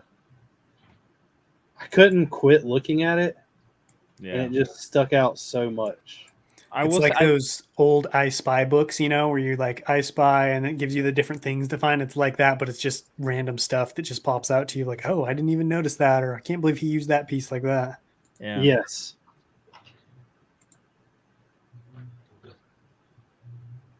I mean, like I said, these fabric pieces, all the stickers, it's just something you don't even really like. So the new Hashima that was built has like a ton of stuff in it, but a lot of it's custom. Yeah. Whereas like all this stuff is just like it looks like he went to a Bricklink store and ordered every sticker piece they had. Right? Yeah. Like Chudley's cannons. What set is that from? That's a Quidditch team. Yeah. Oh, that's right, it is, isn't it? And you say you're a Harry Potter fan, Rich. Just because I'm a fan doesn't mean I know everything. I did notice that the stormtroopers wearing a scout trooper torso, though. Uh-oh, an accuracy alert. Uh-oh. Immediate 0. Only you would know that. Probably. And next up, I have a mock that's a little bit closer to home. You want to rate it? Oh shoot. Oh yeah, I forgot about that. What do you want to give this? Wait, what do you want to give it, Gene? You know, it's so different. And the bad thing is I want to give it a 10 just because of how he took just craziness and made it make sense. Yeah. I'm kind of at a 9.5. Not because of that he's a bad builder or anything. It's not on the same 9.5. level as the last one. Yeah. It's not as clean for sure. Yeah. I think maybe Yeah, that's what I'm struggling with. I'd say a 9. What you think, Ethan? I mean, I hear what you guys are saying. It's definitely like compared, especially going up against what we previously saw, where you had a very clear-cut idea of what's going on. Yeah. But I feel like to be able to pull off this level of messiness too is kind of in their favor. Yeah. I mean, but like, and it's not just one building too; it's multiple buildings. I mean, I feel like I have to give this one a 10 if I gave the last one. If we saw this on a night when we didn't see the one before it, it would be a 10. Yeah. I think I'll give it a 10. 10. I'll give it a 10 for that. Let's just hit it.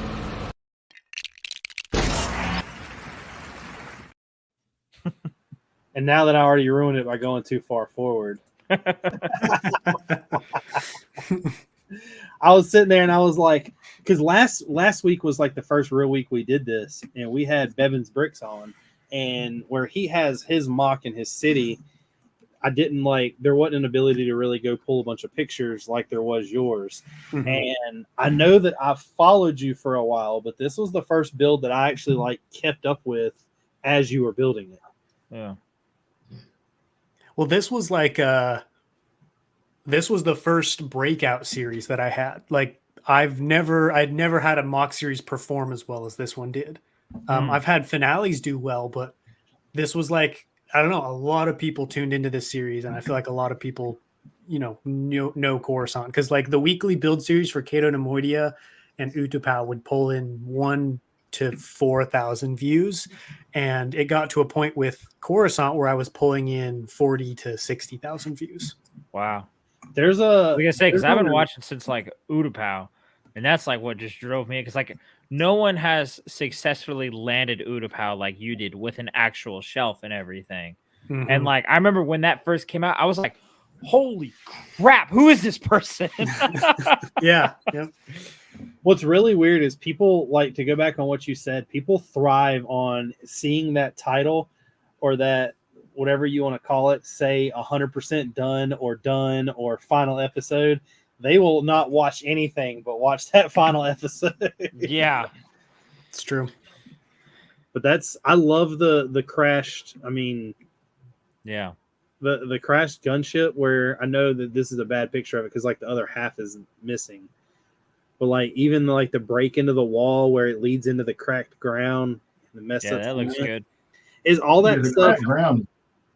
That cracked ground's amazing. Is all that stuff? Was it hard for you to kind of come up with how to attach some of that? Yeah, very hard. I mean, the piece, so the wall of the building is that's a Lego net piece, and I stuck it up there with studs, and then I stuck a bunch of tiles to it with studs, in the holes, and then kind of just had to like manipulate and move it around until I got a vaguely circular shape, because it's a ship that eventually punches down into that wall. So I needed some kind of hole or crater, and so that one was kind of tough. And then the bottom part was kind of hard figuring out, like, how do I get these to fit together in a way that looks chaotic but not too chaotic? Because if you dump a pile of bricks on the ground, it doesn't look like something broke. No. There has to be, when something breaks in real life, it breaks along fault lines, along weak points. So there are patterns regardless of how chaotic something looked. So, Right. I was trying to tap into that of like, envision in my head, okay, where's the impact crater? How is that going to spider out? Like, how is this road going to break? In Yeah. order to try and get something Yeah, that looked realistic. So the thing that made that amazing to me is wherever you've got a positive, there's a negative right across from it. Mhm. I mean, it looks like all the pieces would go back together. Well, Yeah. also you got to think too that this is where a ship was crashing, so it isn't like something blew it apart. Like all the pieces Right. are, of course, going to be laying there. They're just Mhm. going to be destroyed with something heavy on top of it. The thing that I have a question for is, did you happen to get that net from Rich Boy? Yep. Oh yeah. Yeah. His Have you snow. heard that story? Yeah. No. Last year, he talked about it on the stream that we had him as a guest. Last year at Brick Fair, I happened to be walking around like right beside him at the exact same time we came up to the same vendor, and they had a box of nets there, and he wanted like 25 cents a piece. And Jay was like, I'll buy the whole box from you. And the guy was like, well, I'm actually limiting people. I forgot what the amount was, but he was like, because I want everybody to kind of share from it and blah, blah, blah, blah, blah. And like, I looked at him and I was like, dude, if you're willing, I'll go half and half and buy the whole box. And he's like, the guy was like, well, I'm really trying to only let people get like maybe 15. And I think me and him walked away with like 50 a piece. Wow. Nice. That's awesome. Yeah, he did the nets with his snow for Star Killer, and just, I don't know, that technique was just living in my head rent free. I was just like, that's insane. And then like I was just trying to think like, okay, how do I make this wall? And Well, looks he like was it- wanting them for the water in the next one he's doing. yeah, Camino. Yeah. Well, I guess he started, but he's not got to the water yet. Yeah. This was a really cool shot for me because just like I said before with Battlefield Brix's mock, I really like using the clear pieces, Mhm. showing them as like, because you got bricks, you got panels, and then you got slopes to show like the texture with plates. Yeah. So it's just a little bit of everything. Did you see they finally came out with headlight pieces that are transparent now or translucent? Yeah. Yeah, there's a couple, I think, on the other side of the bridge. They're expensive because I Yeah. only got to use one or two, but it was nice because They have them on the pab wall. Haley really wants to see a solo layout of you. Oh, because the minifigure light. You can get that off Amazon. They're on Amazon. I got it for my birthday this last year. So there you go. You say that now, she's on Amazon right now Probably buying one. Lego minifigure neon. something like that. Oh, how do I get it back? Oh, let's rate Rich. -2. Yeah, so he was talking about the trans clear headlight being on the pick-a-brick wall. We snagged 250 of them the last time. Oh, I just bought a full cup the other day of those and the 1x1 hooks with the hook on the side. Hey, Drew. What? Since you told me I was in the negative. You're right. That's a fifth floor problem. Not in my house. Not today. I'm so glad you did that one. Me and so another backstory. Me and Drew are on here. Was it last Thursday? Something like that. For like an hour and a half watching funny videos, and we were like, all right, we got to find out like what's something funny that nobody's used before and how can we edit it. Yeah. That's a good one. I haven't seen that one yet. I haven't seen I anyone use logged the off too early last Thursday again. Well, you weren't on last Thursday. We tried to get you to because you said you wanted to be, and then you didn't. No, he was on last Thursday. It was before that or after he left because we planned out Valentine's Day stream. Oh, that's right. That's right. Yeah. I wanted to show this just for a lot of people are going to look at this. Now, me being a big time like mock builder and with Ethan building this, I know he's going to immediately know what I'm talking about. But the fact that this line right here is a meeting, which if you've seen his series, you kind of know, but it's bricks going this way and then these bricks going this way. But that clean line of tile that he laid right there. It's nice. Just completely makes it look seamless almost. Yeah. I mean, I know it's Lego. You're never going to get completely seamless. But I got lucky and it was just I got that perfect length to where it was just a real don't tell people that. You planned that out. Yeah, I mean, from day one, that was actually the first idea in my head. I was like, seamless roads. I got it. Now, remind me again, how did you design your statues? So the statues are from Matt the Brick Whiz. He used those in his Raxus Prime mock that he built last year. Right. Him, Lee Whiz, and then a couple of his friends designed them. And I saw those and I was like, oh, those are so much better. Because I was going to use the minifigures and I saw these and I was like, these look way better. Delicious Food said that you need to just change the name of the Battle of the Seamless Roads. But I mean, like, seriously, that's one of those things that, like, I'm like really, I guess, like, you could show me this entire mock in its entirety, and I'm going to point out something small like that versus the big size of it, because I look for things like that because I know that I've been there to kind of figure out how to, you know, you're a plate shy. And you're like, what in the world could I do? Like, I've done wrong to make it up. So then when you see something that's just seamless like that, it comes together. Mm-hmm. This, to me, was just like the gunship being broke, the ATTE standing there, the just destruction of the road. I mean, it was just like one of those ones that it was kind of like Battlefield Bricks. You have it all right here. Yeah, that's a good shot. That's one of the head-on shots of the clone forces are some of my favorite pictures.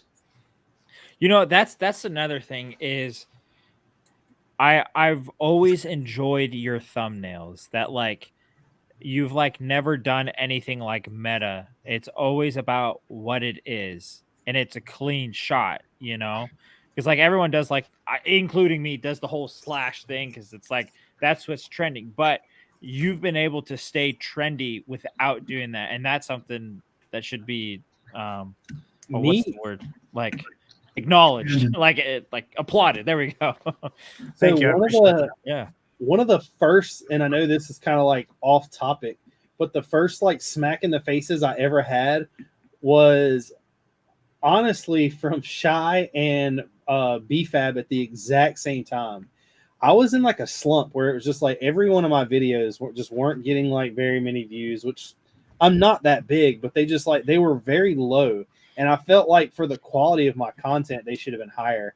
And I was joking with BFAB one day, and it was like before I could text him like what am I doing wrong, he messaged me and he was like, dude, he was like, your thumbnails are complete trash. And I was trying to like not get a small focused picture. I was trying to get like I wanted you to see the whole thing so you know what you're coming to look at. And he was like, dude, and Shy did the exact same thing. They were like, he was like, you really need to work on your thumbnails. So where I kind of did like the slash thing, but one of the things I did was I made it my own to where it was different from what everybody else was doing. And I've kept it uniform. Like every one of my videos has a minifig from the build with like a blurred out background somewhere, part of the castle, and then like a part of the castle unblurred. And I've kind of stayed with that. When I do the Star Wars mock, I'm going to do the exact same thing. I want it to be like my uniform to where, you know, if you see that, you're more than likely seeing my video or you're seeing some idea that somebody stole from me. Tough challenge. Like, how do you adapt with the changing times but stay true to yourself? Because both of those things need to be achieved, right? You have to adapt and you have to change or you fall by the wayside. But you also have to stay true to yourself and continue to produce what's unique to you, or else then you lose an important aspect of your channel. And that's one thing that's really hard with the thumbnails, because YouTube is very focused on how do we keep people on our platforms the longest. So they are very invested in like, what does well, they're going to promote. So people are going to copy that as best they can in order to have their stuff promoted as well. So you can almost hurt yourself sometimes by being too unique because you fall off of the algorithm's bandwagon.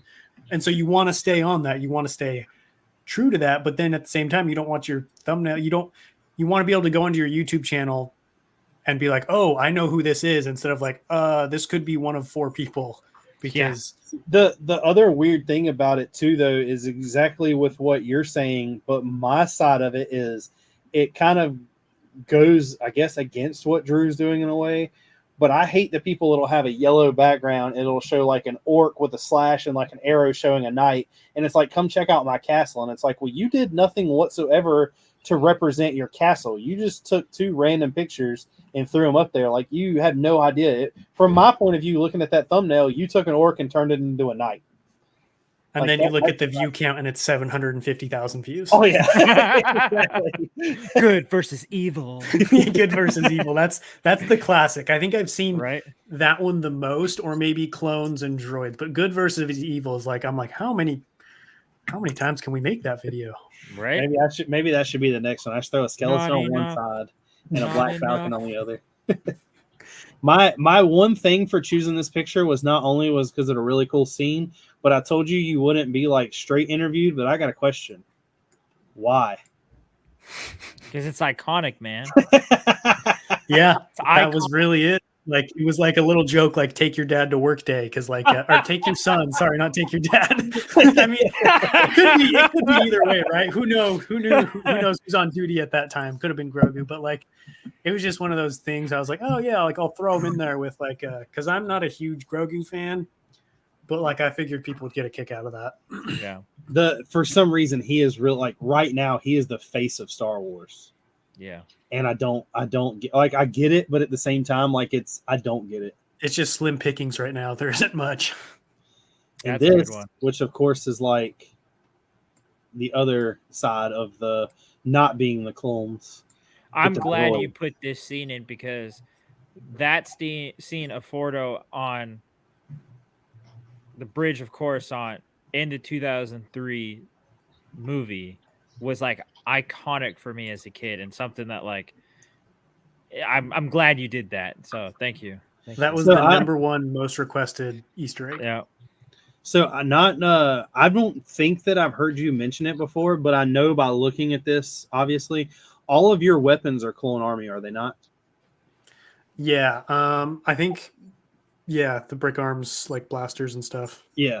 Well, so that's one of the things that I've done with like the castle is I'm trying to get away from using like solid 1-piece weapons from Lego. If it's just 1 piece, I'm doing like brick warriors and stuff. And I've started to try to kind of like trend my way into planning to do that for the clones. So I'm buying a lot of the like brick arms and the Clone Army custom weapons and stuff like that. And then this scene right here, just like, I know that a lot of people like, I don't mean this in any kind of degrading way, but the simplicity that it took to make this wall and how well it looks that it just rounds at the top. Yeah. Because I mean, it's just tile and plate with a slope at the top, but it just really adds that like extra dimension because you don't see all the lines from every brick or every plate. Mm-hmm. Well, and especially it's like I work construction, and so seeing the facade of the light bluish gray with the dark bluish gray in the crack with it being on top is a nice touch. It's like with how you build that with the studs on side, it's gonna have that gap, and you played that gap to definitely your advantage, which was awesome. Yeah, I wanted, it's because I'm in construction, or I was in construction as well. So, you've got your framing wall, then you've got like the sheeting on it, two different types of materials, sometimes different colors. And so that's one way you can help add a little bit of like interesting personality to your builds is like, let's show a facade of how this building would actually come together to make it look a little bit more realistic and add some contrast because I didn't want it to be too much light bluish gray. Now that you've mentioned you've done construction, what did you do? I framed houses. Nice, dude. I love framing, man. That's my main focus at work, but with Brick other Labs. responsibilities. But framing's fun. Brick Lab Studio said he forgot, but he wanted to know if those were the original battle droids or the 2023s. The super battle droid, sorry. They're original. What does he mean by original? Like they came out, like they're the ones that Lego has made. Is there a new one that came out in 2023? Well, there's actually 3 different versions. I mean, I just bought them off of Bricklink. They're all really similar. Like, I mean, some of them have like, there's the old 2008 ones with the rocket launcher arms. There's some of those, but they're mostly the 2013 one, the one that came out, like the newer one. And this was another like picture I just took of like, because this is some more destruction on the road, but it's a complete different technique than what you've used before. And then, of course, the main shot. This was almost going to be the thumbnail for the finale. How many figs did you have in this? Over 200 with the film crew. I like to put like a little film crew in the mock when I can, like they're filming the movies. Is that from the old classic film like sets? Or is that your own? I just built that. That's mine. Oh, okay. I was like, because it almost looks like the old classic film sets that were out there, like the adventure sets and stuff. That's kind of where the inspiration came from. I had one of those growing up as a kid. I had one of the Johnny Thunder ones with like the fake T-Rex head and like the yeah. I took this last picture really in here because of one thing and one thing only. But one of the things that like stuck out to me the most while you were building this is, like I said before, that it was just so much like the design in it was really it looked really complicated in a lot of areas where as a mock builder or as a Lego builder, you can kind of tell that weren't, but just how well it flowed for the tunnel. Like it, I mean, I know that it's hard to make Legos round, but there's certain times like this right here, just by using the slopes where it just looks absolutely perfect. And I like that there's Clone 99 in it. And I did it because of that right there. The Gungans.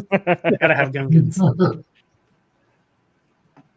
But that's the last picture. What would you like to rate that thing as there, Drew? 10, obviously.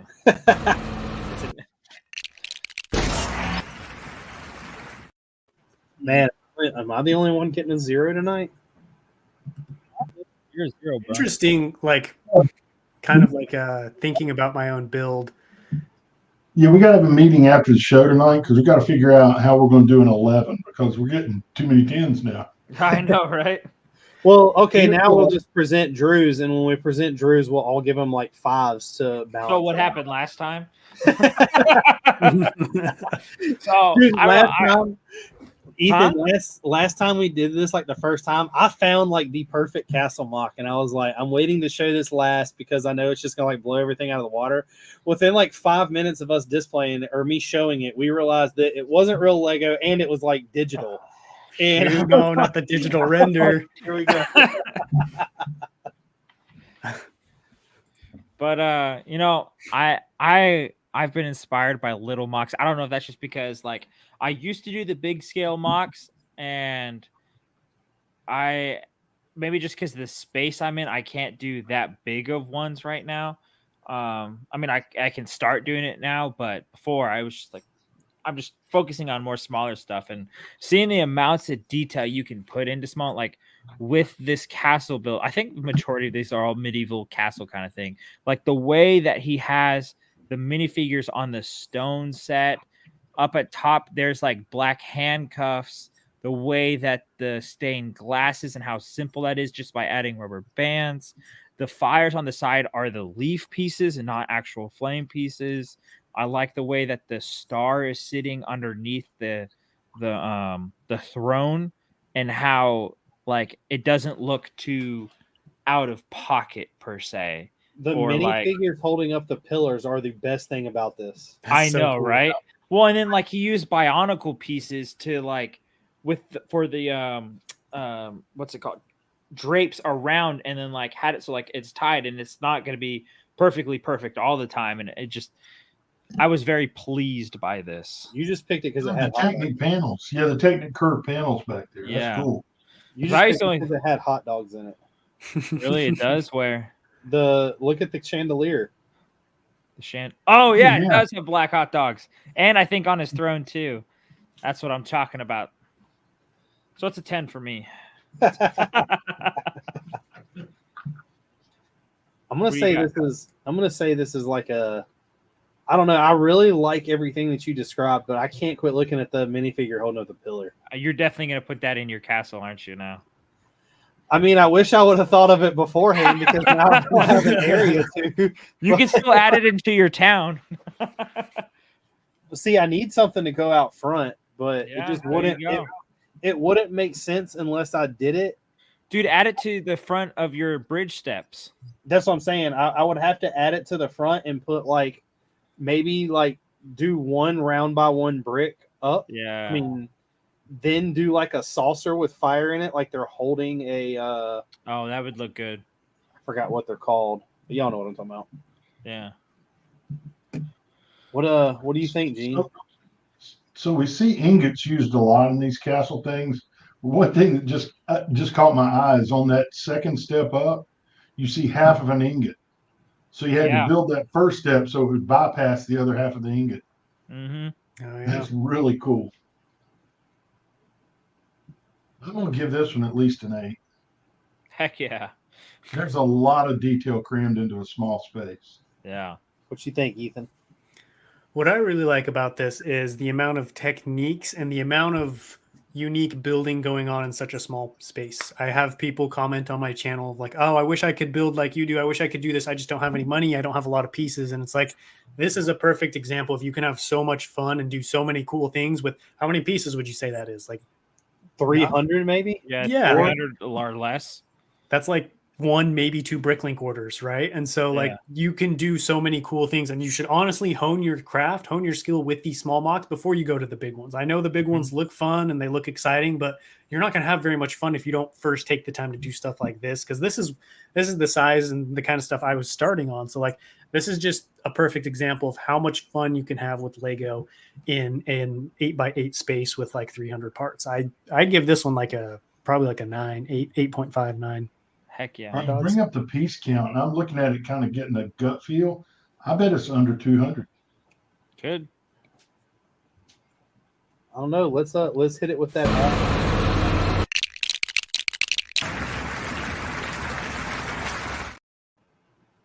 I mean, like I said, I strongly agree with everything that everybody has said. I can't quit looking at those pillars. I know, These right? pillars are unreal. Like I have 2 pillars in my castle now that are in the throne room, and I'm really Right. thinking about popping the bottom like 3 or 4 round bricks off and putting that.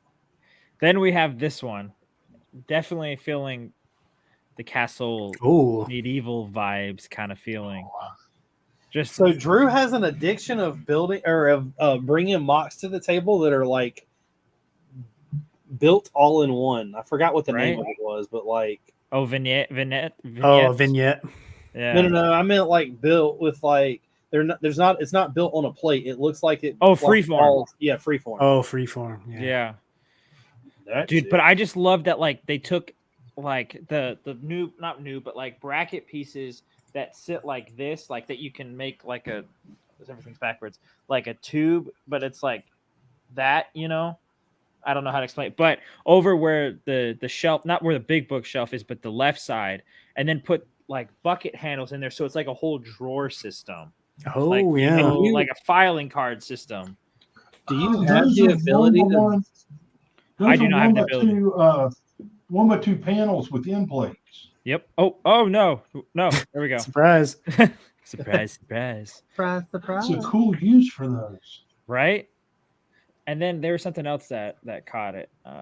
Where was it? The bucket handles used as drawers is really cool. Right? Well, and then bookshelves or the old, like where they have like an old mailbox, like, you know, the things that would come on like ambulance, or like in the second gunship, they had where you could open up that thing and you could put all your guns and weapons in it. They use those kind of shelves or doors as shelves next to that little drawer design. Yeah, I see that.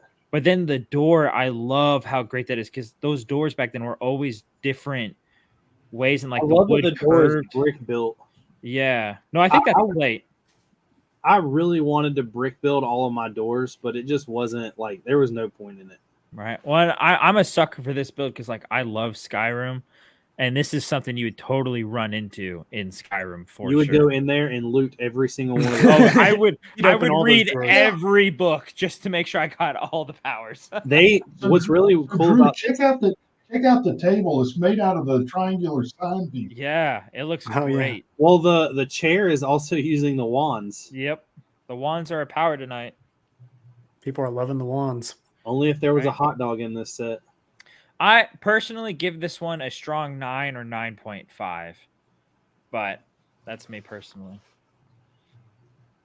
I'm gonna go down a little and say 8. Because it's smaller or what? Well, I really actually- like the parts usage, but the thing is like so for instance, like the bookshelf, not the bookshelf, but the drawers Mm-hmm. is like the biggest technique that I see he used. Yeah. Yeah, to me, I'm down at a 7. Pieces of it are great, but other pieces of it are just too chunky. That light fixture is it's out of proportion. It's chunky. Yeah. It's Ethan. I'm in construction also, but on the other end of it, I'm the architect. Oh, nice. That's the place to be during the winter, the architect. Right, dude? Yeah, tell that to me as I'm out on 3 different job sites today with it 19 degrees. Right. It was 5 this morning. I'm just like freezing out there, dude. It's ridiculous. So what you want to give this, Ethan? I'm thinking like a 7.5 or an 8 because it's a good build, and it's a good build, right? But there's not really anything to me that's like super. Like I hate trying to like rank stuff because sometimes it makes it sound like there's something bad about it, and it's not that there's something bad about it. It's just there were so many other good things about the other ones, and this one it's a little bit more of a simple build, right? Yeah. So we don't have anything. We have the 0 one as a joke, but there's nothing actually that gets lower than a 6. I figured, like, I think just like it's just kind of a simple build. I think you guys have kind of touched on it already. I do agree with Gene that I don't know. The first time I looked at the chandelier, it was just chunky compared to everything else, and I think that's because the table is so thin, the bookshelf is everything's so delicate, and then you have the beefy chandelier up above, which isn't necessarily a bad thing. It's just not. The only thing I have a problem with the chandelier is it's the only thing in the entire MOC that isn't brick built. It's a wheel. Yeah. Everything could else be in it that too. entire, like the table is built with like 30 pieces. The bookshelf has tons of pieces, and that is just a wheel. Yeah. But let's So hit run it that 8. with- say run it.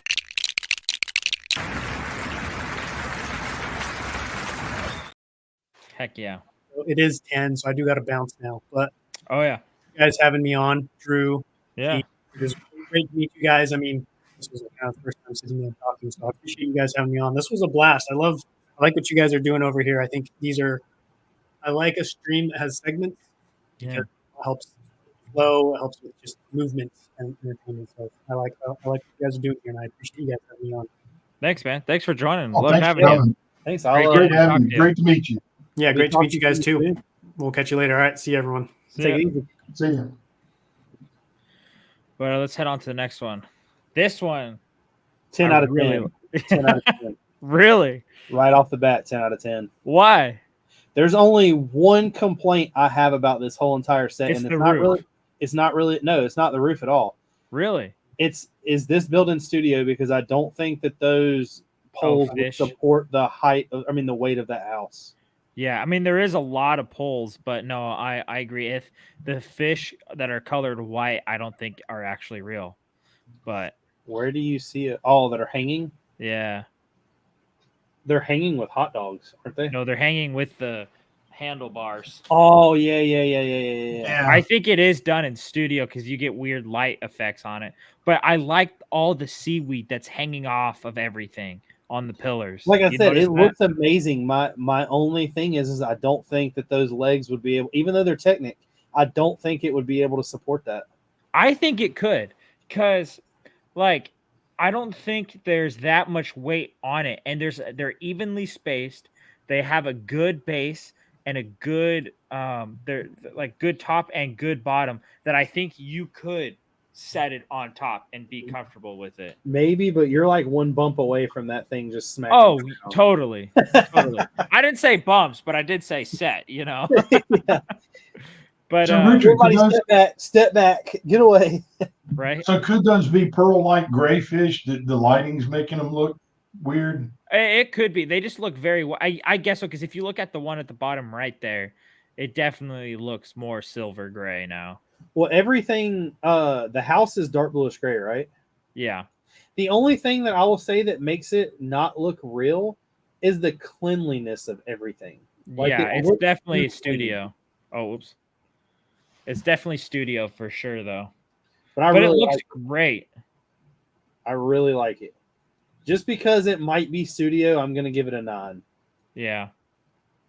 So here's the thing. If that's studio, think of the technique to get some of the alignment of those pieces in studio. It's a pain in the butt to get some of those pieces to twist. Not Right. always. Studio is pretty, if you turn snap on, it'll do it pretty much automatically. Like, what kind of pieces are you talking about? We're just getting the fishing rod that was hooked on the deck to spin out, and that. I Yeah, guess right. that's actually really easy with snap on, Okay. because you just simply you drag it to where you want it to lay. Oh, I just saw something that's absolutely telltale studio. Look at the little microfig in front of the chest. Look at the shadow. There's absolutely no way you would have got that crisp of shadow Oh, with yeah. real lighting on a model. True. There's absolutely no way to get that. But it looks really good.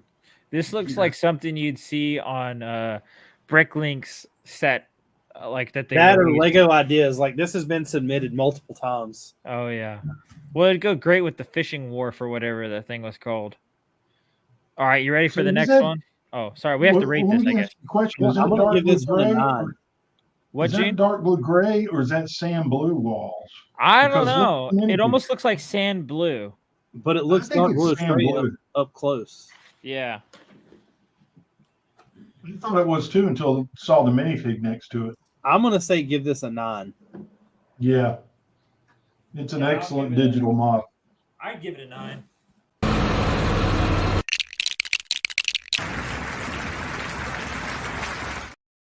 Heck yeah. All right, this one, I think.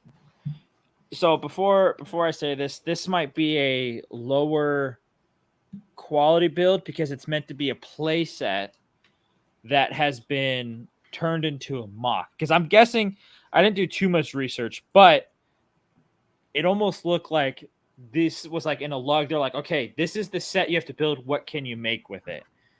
Can I And- hold on real quick? Can I go ahead and interject and say that we are 2 away from 30 likes? Can we get those 2 likes? Yeah, give us those likes right now, or I will delete your Lego Insider points right now. We'll transfer them to ourselves. We will take all your insider points.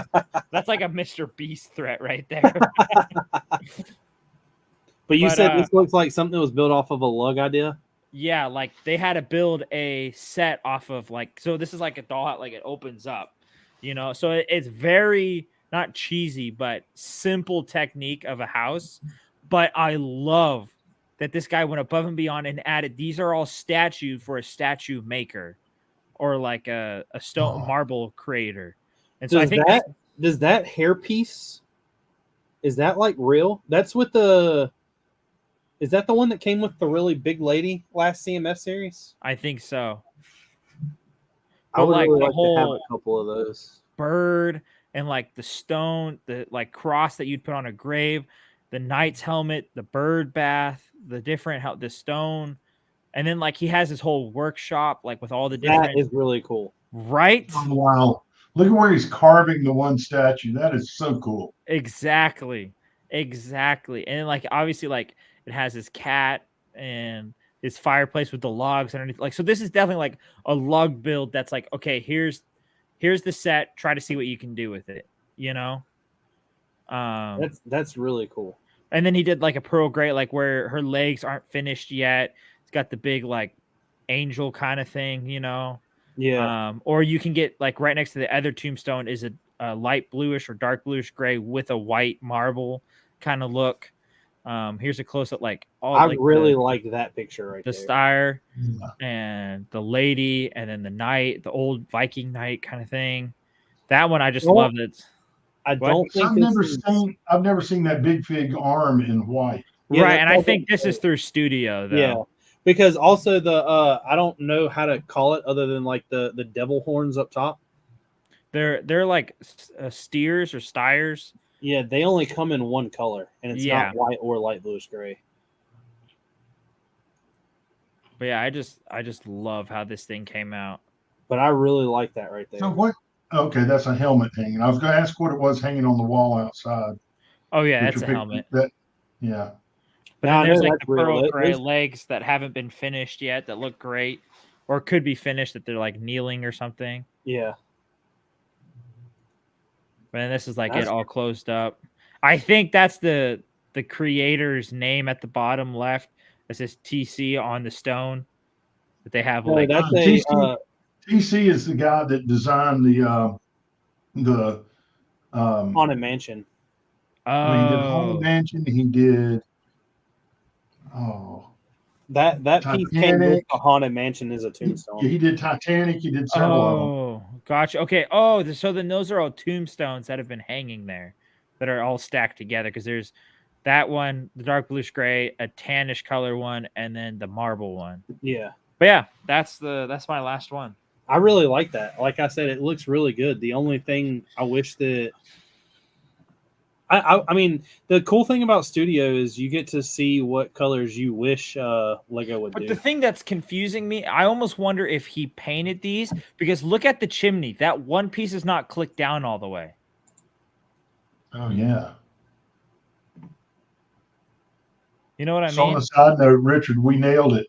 That TC Pentagon tile was only available in the Haunted House and the Titanic. It was so that tile was in the Titanic too? Yeah, it's inside of it. It's the initials of the guy that designed the Titanic set. So it's just hid as like an Easter egg. Yeah, probably. I wanna let both of y'all know that we hit 32 likes. Heck yeah! So thank you. Oh hey, Nate Bills just submitted Bricklink order to Gene. You got an awesome store. Didn't realize you were also an NC. We got to get pictures of his Okay. order so we can guess it. Nate, you should have messaged first so you could have got that 10% discount. I'll It'll be all right. refund it to you. Just I'll apply, refund it to you. just apply it to my order. Just Yeah, I'll refund his 10%. what's going on, Rob Claxton? He said, "I'm sorry, I'm late. He was on the phone with a friend." Sorry is not acceptable. Cajun Yeah. Cajun AFall. I'm just We kidding. don't I'm have just that- kidding, we don't have Rob. that problem. Just We don't kidding. have friends. Cajun AFall I only back have family. when we showed the statue said that he was thinking about doing something similar to this, but with a bunch of 2x2 round bricks to support it. The fishing thing, I guess you wouldn't call it a statue. The poles. The only thing with the 2x2s is I feel like those would be too big to believe it would be real. Like the poles that were on there look real to me. I just don't think it would support the weight of that. It could. It could. You never know how they're connected. So Richard, pause for a second. Hey, what are we going to Tori, rate if you're that? still watching, Tori, make note on Nate's order to discount his 10%. And gonna take give that- pictures of it. I'm gonna give that thing a 7. 7. I give it an 8. I'll give it an 8. I like the. I'll give it a 9. I'm just kidding. I really like the statue being carved out on the inside. I know, right? That was the best thing for me. Yeah.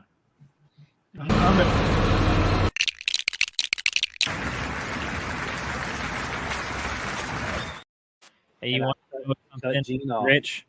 I still haven't got a 10 out of 10. I just want to let you know that. Yeah, you did. No, I didn't. I've never gotten a 10 out of 10. You sure? Ever since we started doing this, I got to fight for my 10 out of 10, man. I am still amazed that we're at least 7 episodes in, maybe, and we've yet to bring the same one to the table. I know.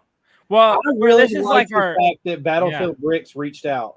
Like, yeah, that was awesome, guys. If you want us to rate your mocks, I'll give them all zeros, but send them our way. I'm just kidding. We will honestly rate them. So like, and it's like just Drew's Minecraft set in the back. He sent it in, and I'm just like, You're right. That's a 5th floor problem.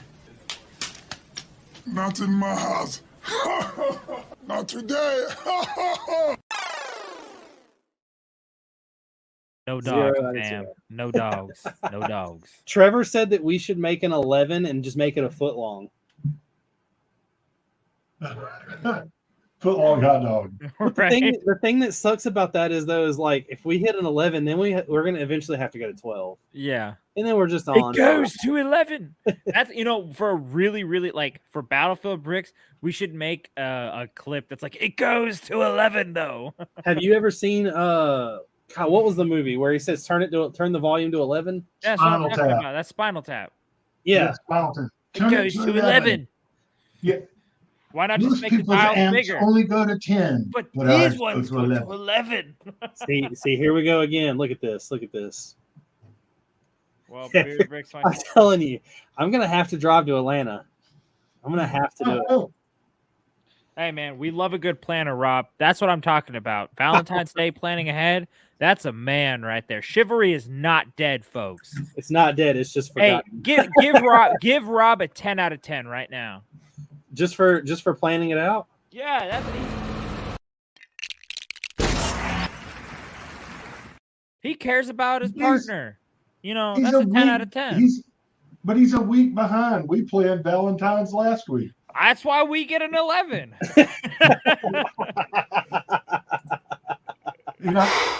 Boy, that escalated quickly. I mean, that really got out of hand fast. I use the word we very loosely because actually Tori planned it all. Yeah, I was about to say the person who planned it had nothing to do with anybody in the stream whatsoever, other than Gene. If we're You know what involved, it is. we were involved, and that's what. Screw up and forget about Valentine's. So Hey, best I way was to the do that only is one that first. noticed that it was the red heart for us, though, in the order. I'm the one that said it. No, didn't know I it was the for one who us. said it. I didn't know it do was you mean? for us, but I said it's the heart. Nah, we're gonna go on a replay on that one. You go to the replay, and I'll promise you that I said it before. Nah. We'll see about that, Chief. I'll bet you these 2 clone troopers that I could grab. Okay, I'll bet you nothing, and I'll still win. Dude, you know, I gotta say, I did not expect Lego to make the set. The set is kind of like a little expensive, but dude, I plan on making a video where you upgrade a set. This is just random, but no plug here necessarily. But this set is just sick for what it is. Is it just a shipping container? Like it's 2 shipping containers, a pit bull, 2 robbers, the Italian dude, and a police lady and a boat. It's a very simple, but like I've never had the shipping container pieces, but like I kind of really want to like make it big and make it cool and stuff like that. But dude, I picked up this police set from Walmart. Man, you've been killing them city sets. $33. Ridiculous. Gene, I'll sell it to you for $70. Drew, Rob said that his birthday is the week before and hers is the week after. Oh man, that's like, dude, I feel your pain because this is an unspoken thing, but a lot of people are gonna hate me on this, but when she gets you your present, that means that you could always judge what to get her. The sucky thing about it is you have to kind of pick which is more important, because you know you got $200. You can't give $100 for her birthday and $100 for Valentine's Day. So do you give her like $150 for Valentine's Day, or do you give her $150 for her birthday? Because you got to split it up. You got to show more importance on one of them. Her birthday. You think so? Okay, so maybe this is just me personally, but like I've talked about this with my girlfriend. Like Valentine's Day is important. I rather take her out the day after or a couple days before when they're not just jacking up prices to make $1 off of us. Like I will do something special at home. Like luckily this time she's coming on the stream, and that's a big deal for her and for me. And that, like, the fact that she would do that's an amazing gift to me, and I love that so much. Me and Haley have never went out on Valentine's Day. It's not worth it. For 7 years this year. And it's just, you have to fight the crowd. You have to fight like you said, the prices. And then when you go out to go do something, it's not like, I get Valentine's Day being a holiday. It's a special day. But the thing is, it's not something that you're doing just for her. Everybody is there doing it with their significant other. Exactly. It doesn't feel, to me personally, I will always get her flowers on Valentine's Day. But it does not feel as special to me to go take her out when I could take her out on a random Wednesday and treat her really nice out of the blue. And I'd rather do that. The other bad thing is, so I only live like 20 minutes from work. Mm-hmm. But the Wednesday of Valentine's Day, not only am I streaming, but I've got to drive to Charlotte for school that day. So that's an hour and a half there and an hour and a half back. Exactly. So like, it's just, Rob said that he don't want to talk about it. He already opened his mouth to her about something. See, that's what sucks. It sucks when you what is it? You overpromise and underdeliver. You always want to underpromise and overdeliver. Now let me tell you this. I can relate to him because my girlfriend's birthday is in July. My sister's birthday is in July. My mom's birthday is in July. And my dad's birthday is in July. I'm all the way in November. I got like Christmas twice a year, basically, dude. It is insane. Insane. Tori said that her husband cooks her a really good dinner. Exactly. But see, that's where so Rob is on that crass, does he get his girl a good birthday gift or a good Valentine's Day gift? You've got it even worse, because which is your your favorite family member? Right? Everyone gets the same price except for my girlfriend. She gets the big price. It's gonna be like let's roll back to that Valentine thing. So all three of us, now that the cat's out of the bag, all three of us are going to be on here with our significant others. We need everybody watching. We need everybody to take part. So everybody show up, because we're going to have all of our significant others there, and there's a surprise involved. Exactly. courtesy of Gene and Tori, which we're very grateful of. Camel City's given a 50% Bricklink store discount on Drew's behalf. Oh no way! I'm the 21st, Tori.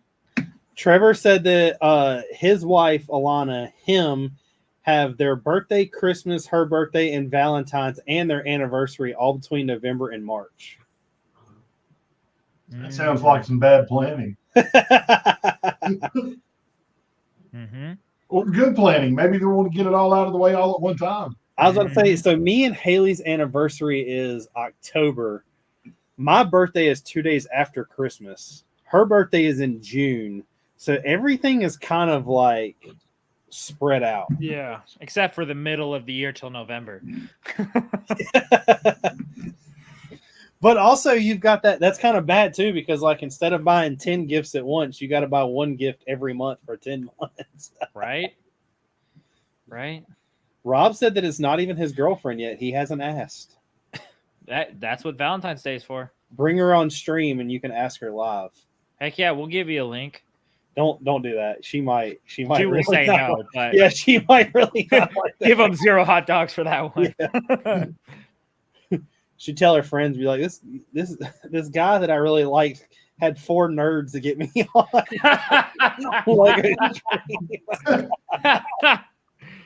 I really liked him until then. Yeah. Right? I really thought we were going to be something special until they brought me on YouTube. Right, dude. Dude, all my coworkers found out about my my hobby, my Lego hobby. And so all the time at work, they call me Drew Bricks, or if I'm standing there like with my hands in my pockets, they're like, "You got Legos in there?" I'm like, "Heck yeah, bro!" I kind of want to actually put like a brick inside one of them and then just like hand them out to people. I've got so when I used to work at Honda, all the vehicles that got traded in, there was a detail guy, and at Honda when they detailed, they like really detailed a used car. So they would like pull the seats out.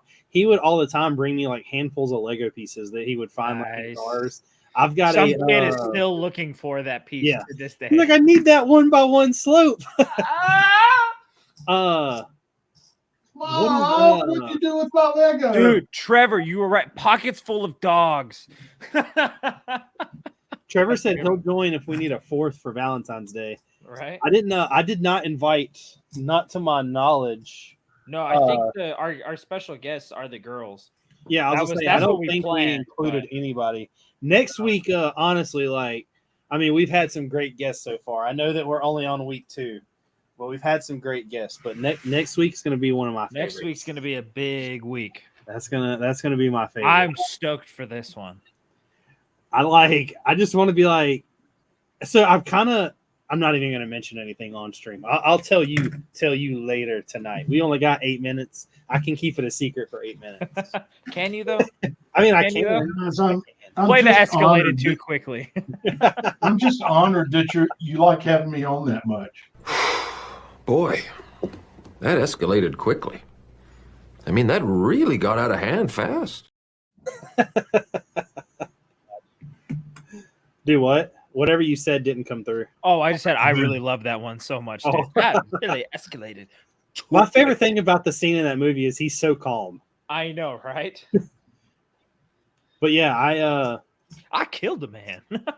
He's like, there was a man on a horse with a trident, and that trident ended up in his chest. That was a little too much. But nah, we can always send Trevor a link. Like I said, we kept it to where there was no special guest that week. The girls were going to be the special guest. I will say the only problem is you won't necessarily be a part of the gift. Oh, that is true. That's happening. So that is one bummer part. But if you don't mind that, we would love to have you. Probably. If you don't mind Alana feeling left out versus us.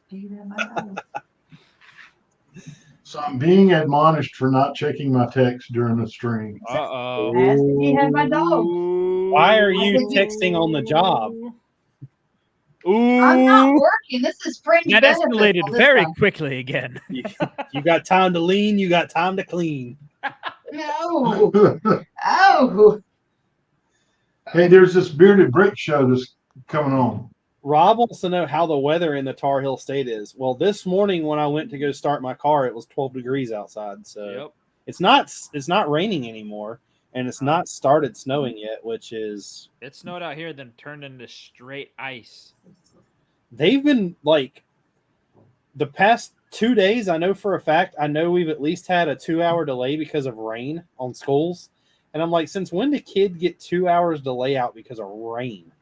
Dude, they've just canceled school out here in general. Really? It's been ridiculous. I know Brix was sending me some pictures. I know like the city of Buffalo, New York is just shut down right now. Like it's absolutely ridiculous. You're not doing nothing in Buffalo right now. Is with it coming up on that 10:30 mark, Drew, do you got anything you want to go over? Do you have I was about to say, do you have the ability to show that? Right here. Other than that, I don't.